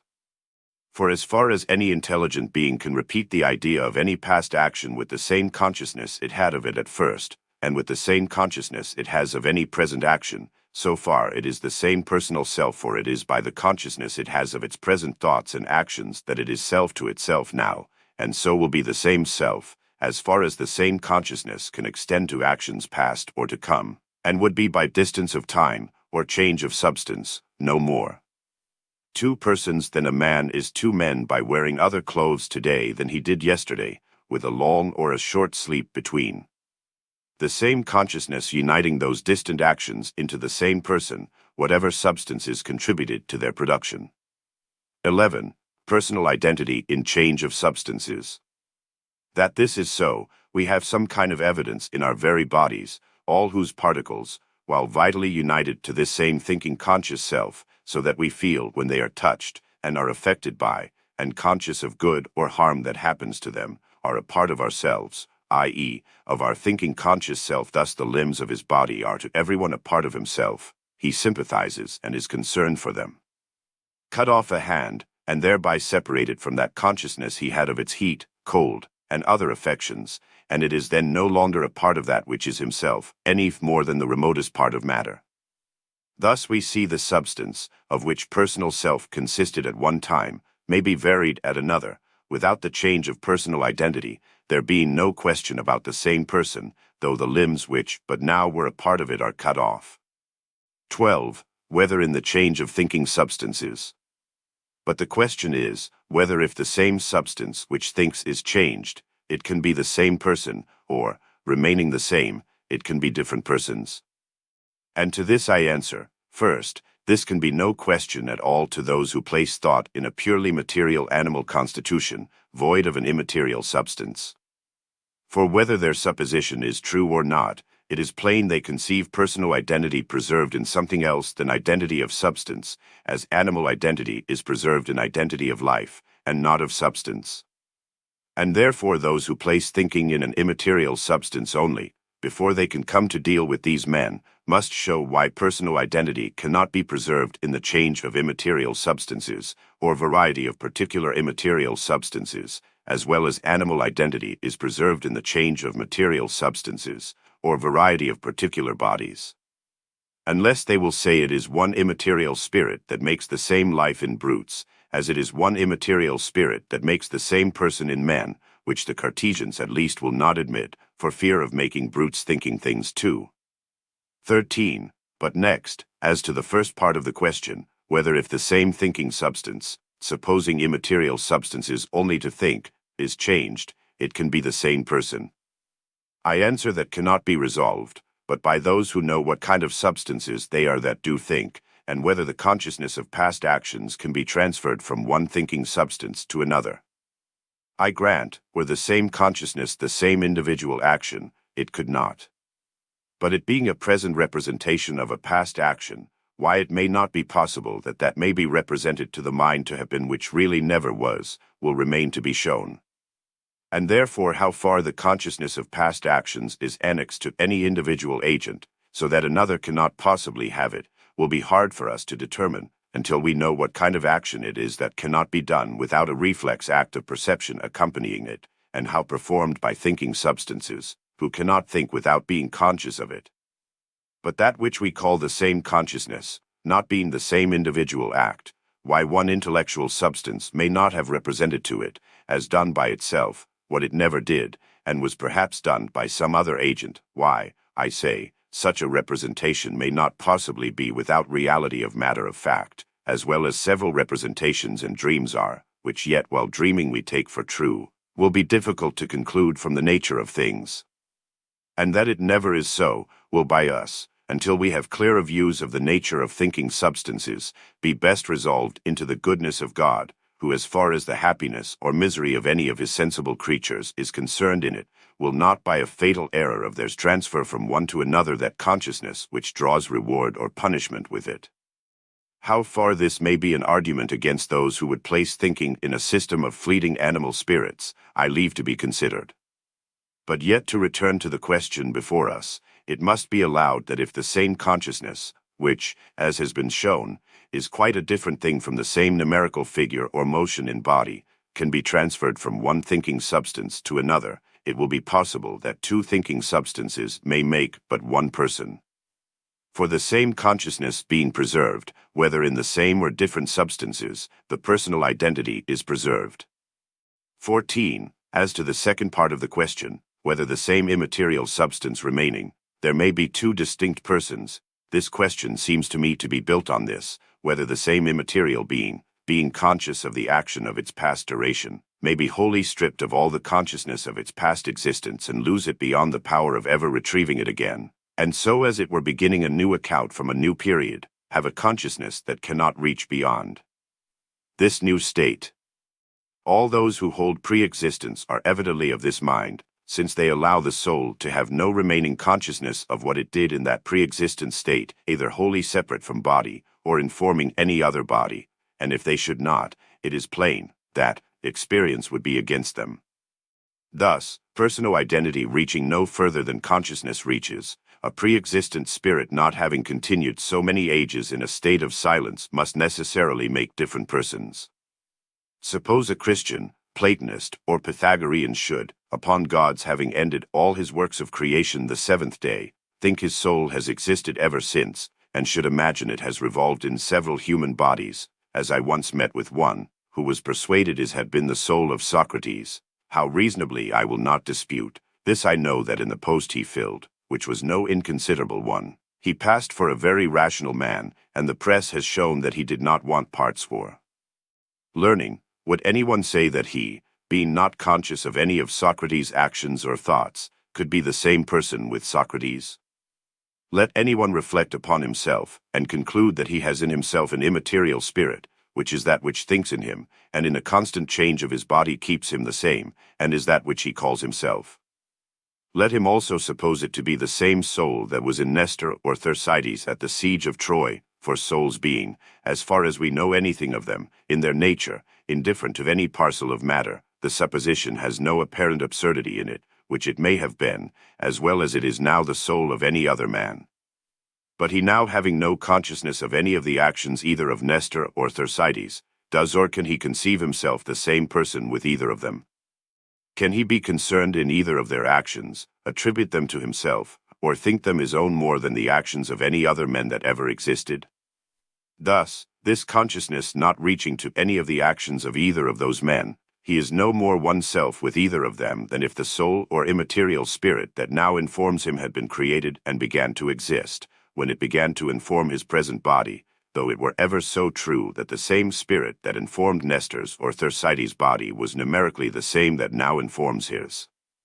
For this would no more make him the same person with Nestor than if some of the particles of matter that were once a part of Nestor were now a part of this man, the same immaterial substance, without the same consciousness, no more making the same person by being united to any body than the same particle of matter, without consciousness united to any body, makes the same person. But let him once find himself conscious of any of the actions of Nestor, he then finds himself the same person with Nestor.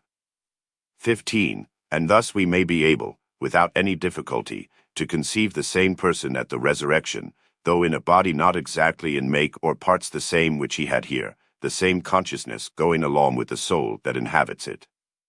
But yet the soul alone, in the change of bodies, would scarcely to anyone but to him who makes the soul the man be enough to make the same man.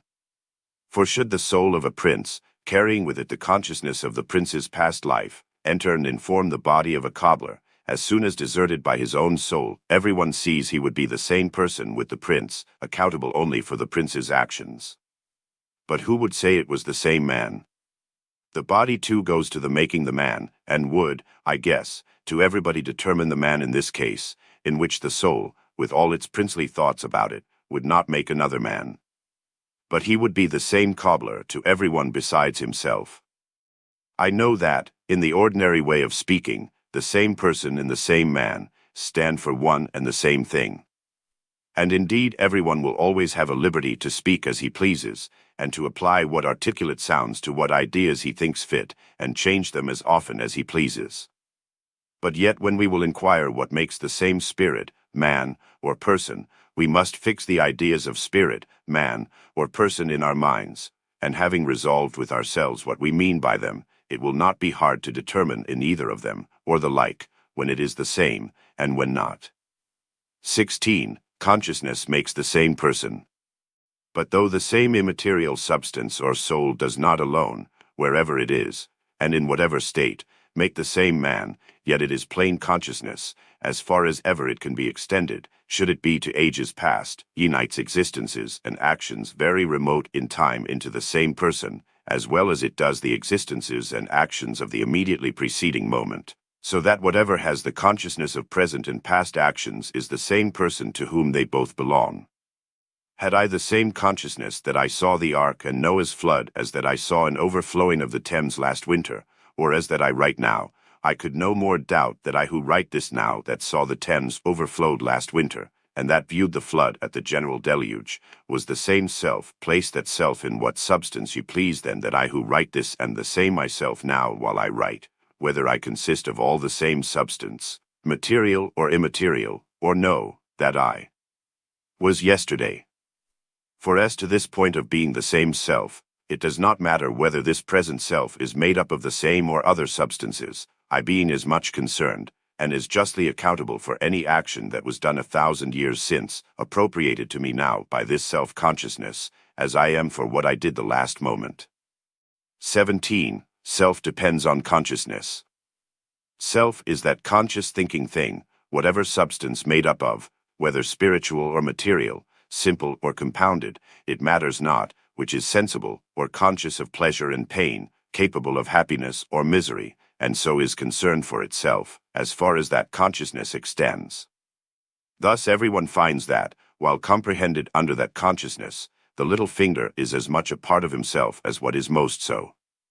Upon separation of this little finger, should this consciousness go along with the little finger, and leave the rest of the body, it is evident the little finger would be the person, the same person, and self then would have nothing to do with the rest of the body.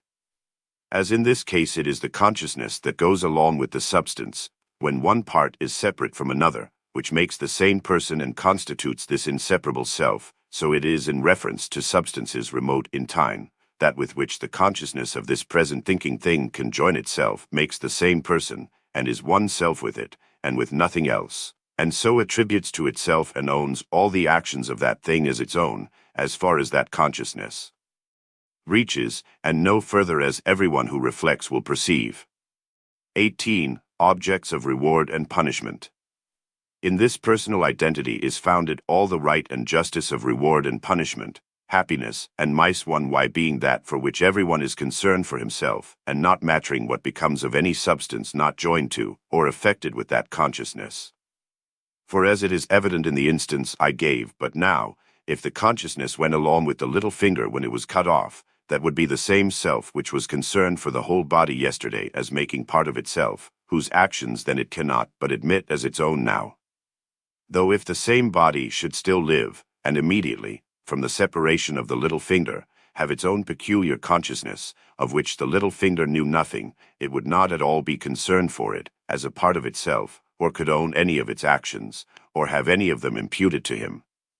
19. This may show us in what personal identity consists, not in the identity of substance, but, as I have said, in the identity of consciousness, in which, if Socrates and the present mayor of Queenborough agree, they are the same person. If the same Socrates waking and sleeping do not partake of the same consciousness, Socrates waking and sleeping is not the same person.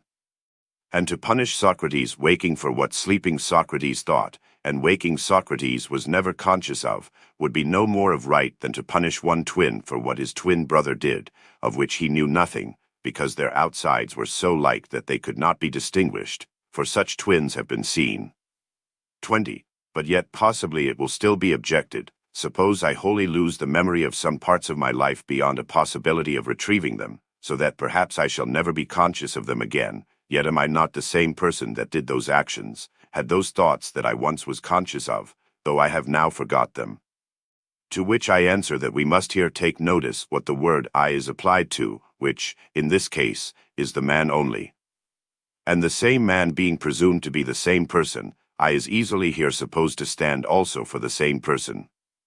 But if it is possible for the same man to have distinct incommunicable consciousness at different times, it is past doubt the same man would at different times make different persons, which, we see, is the sense of mankind in the solemnest declaration of their opinions, human laws not punishing the mad man for the sober man's actions, nor the sober man for what the mad man did, by that means making them two persons.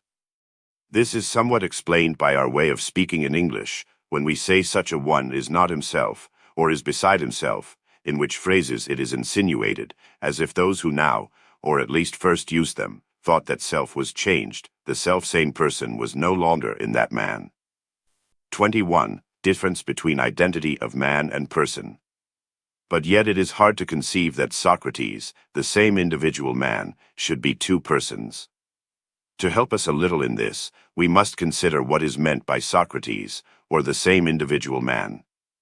First, it must be either the same individual, immaterial, thinking substance, in short, the same numerical soul, and nothing else. Secondly, or the same animal, without any regard to an immaterial soul. Thirdly, or the same immaterial spirit united to the same animal. Now take which of these suppositions you please, it is impossible to make personal identity to consist in anything but consciousness or reach any further than that does. For by the first of them, it must be allowed possible that a man born of different women, and in distant times, may be the same man. A way of speaking, which whoever admits, must allow it possible for the same man to be two distinct persons, as any two who have lived in different ages, without the knowledge of one another's thoughts. By the second and thirdly, Socrates in this life, and after it, cannot be the same man any way but by the same consciousness, and so making human identity to consist in the same thing in which we place personal identity, there will be no difficulty to allow the same man to be the same person. But then they who place human identity in consciousness only, and not in something else, must consider how they will make the infant Socrates the same man with Socrates after the resurrection.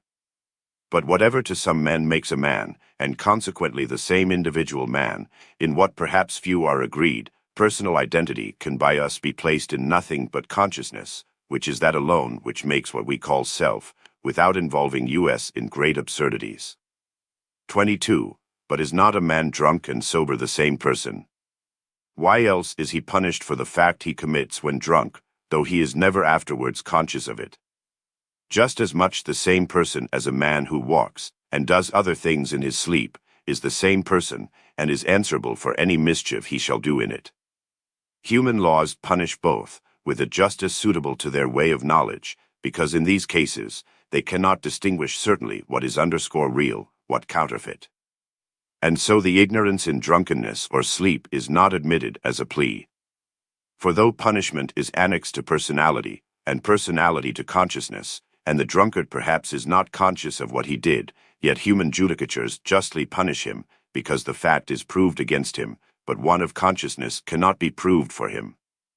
But in the great day in which the secrets of all hearts shall be laid open, it may be reasonable to think, no one shall be made to answer for what he knows nothing of, but shall receive his doom, his conscience accusing or excusing him. 23.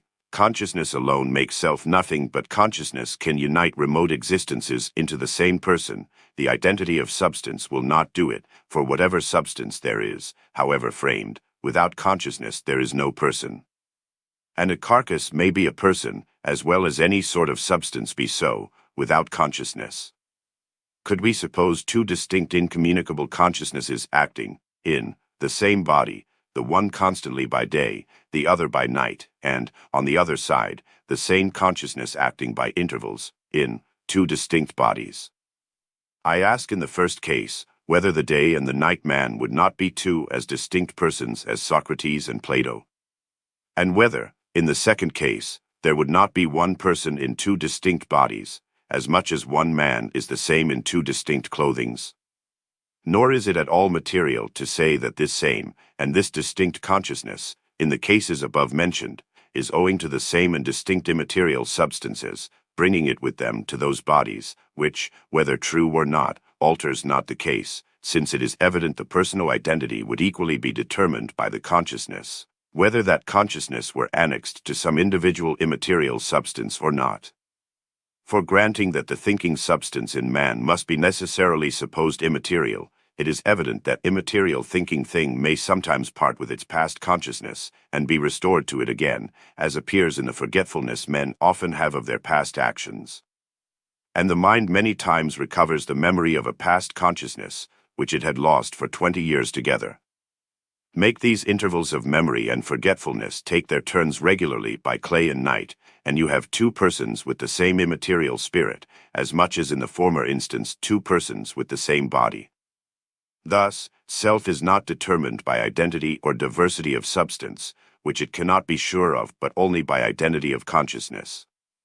24. Indeed it may conceive the substance, of which it is now made up, to have existed formerly, united in the same conscious being. But consciousness removed that substance is no more itself, or makes no more a part of it than any other substance, as is evident in the instance we have already given of a limb cut off, of whose heat, or cold, or other affections, having no longer any consciousness, it is no more of a man's self than any other matter of the universe. In like manner it will be in reference to any immaterial substance, which is void of that consciousness by which I am myself to myself. If there is any part of its existence, which I cannot upon recollection join with that present consciousness by which I am now myself, it is in that part of its existence no more myself than any other immaterial being. For whatever any substance has thought or clone, which I cannot recollect and by my consciousness make my own thought and action, it will no more belong to me, whether a part of me thought or did it, than if it had been thought or cloned by any other immaterial being anywhere existing. 25. I agree, the more probable opinion is that this consciousness is annexed to, and the affection of, one individual immaterial substance. But let men, according to their diverse hypotheses, resolve of that as they please. This every intelligent being, sensible of happiness or misery, must grant, that there is something that is himself that he is concerned for, and would have happy, that this self has existed in a continued duration more than one instant, and therefore it is possible may exist, as it has clone, months and years to come, without any certain bounds to be set to its duration, and may be the same self, by the same consciousness continued on for the future. And thus, by this consciousness he finds himself to be the same self which did such or such an action some years since, by which he comes to be happy or miserable now. In all which account of self, the same numerical substance is not considered as making the same self, but the same continued consciousness, in which several substances may have been united, and again separated from it, which, while they continued in a vital union with that in which this consciousness then resided, made a part of that same self. Thus any part of our bodies, vitally united to that which is conscious in us, makes a part of ourselves. But upon separation from the vital union by which that consciousness is communicated, that which a moment since was part of ourselves, is now no more so than a part of another man's self is a part of me, and it is not impossible but in a little time may become a real part of another person. And so we have the same numerical substance become a part of two different persons, and the same person preserved under the change of various substances. Could we suppose any spirit wholly stripped of all its memory or consciousness of past actions, as we find our minds always are of a great part of ours, and sometimes of them all, the union or separation of such a spiritual substance would make no variation of personal identity, any more than that of any particle of matter does. Any substance vitally united to the present thinking being is a part of that very same self which now is. Anything united to it by a consciousness of former actions makes also a part of the same self, which is the same both then and now. 26. Person, a forensic term. Person, as I take it, is the name for this self. Wherever a man finds what he calls himself, there I think another may say is the same person. It is a forensic term appropriating actions and their merit, and so belongs only to intelligent agents capable of a law, and happiness and misery. This personality extends itself beyond present existence to what is past, only by consciousness, by which it becomes concerned and accountable, owns and imputes to itself past actions, just upon the same ground and for the same reason that it does the present. All this is founded in a concern for happiness, the unavoidable concomitant of consciousness, that which is conscious of pleasure and pain, desiring that that self that is conscious should be happy. And therefore whatever past actions it cannot reconcile or appropriate to that present self by consciousness, it can be no more concerned in than if they had never been clone. And to receive pleasure or pain, i.e., reward or punishment, on the account of any such action, is all one as to be made happy or miserable in its first being, without any demerit at all.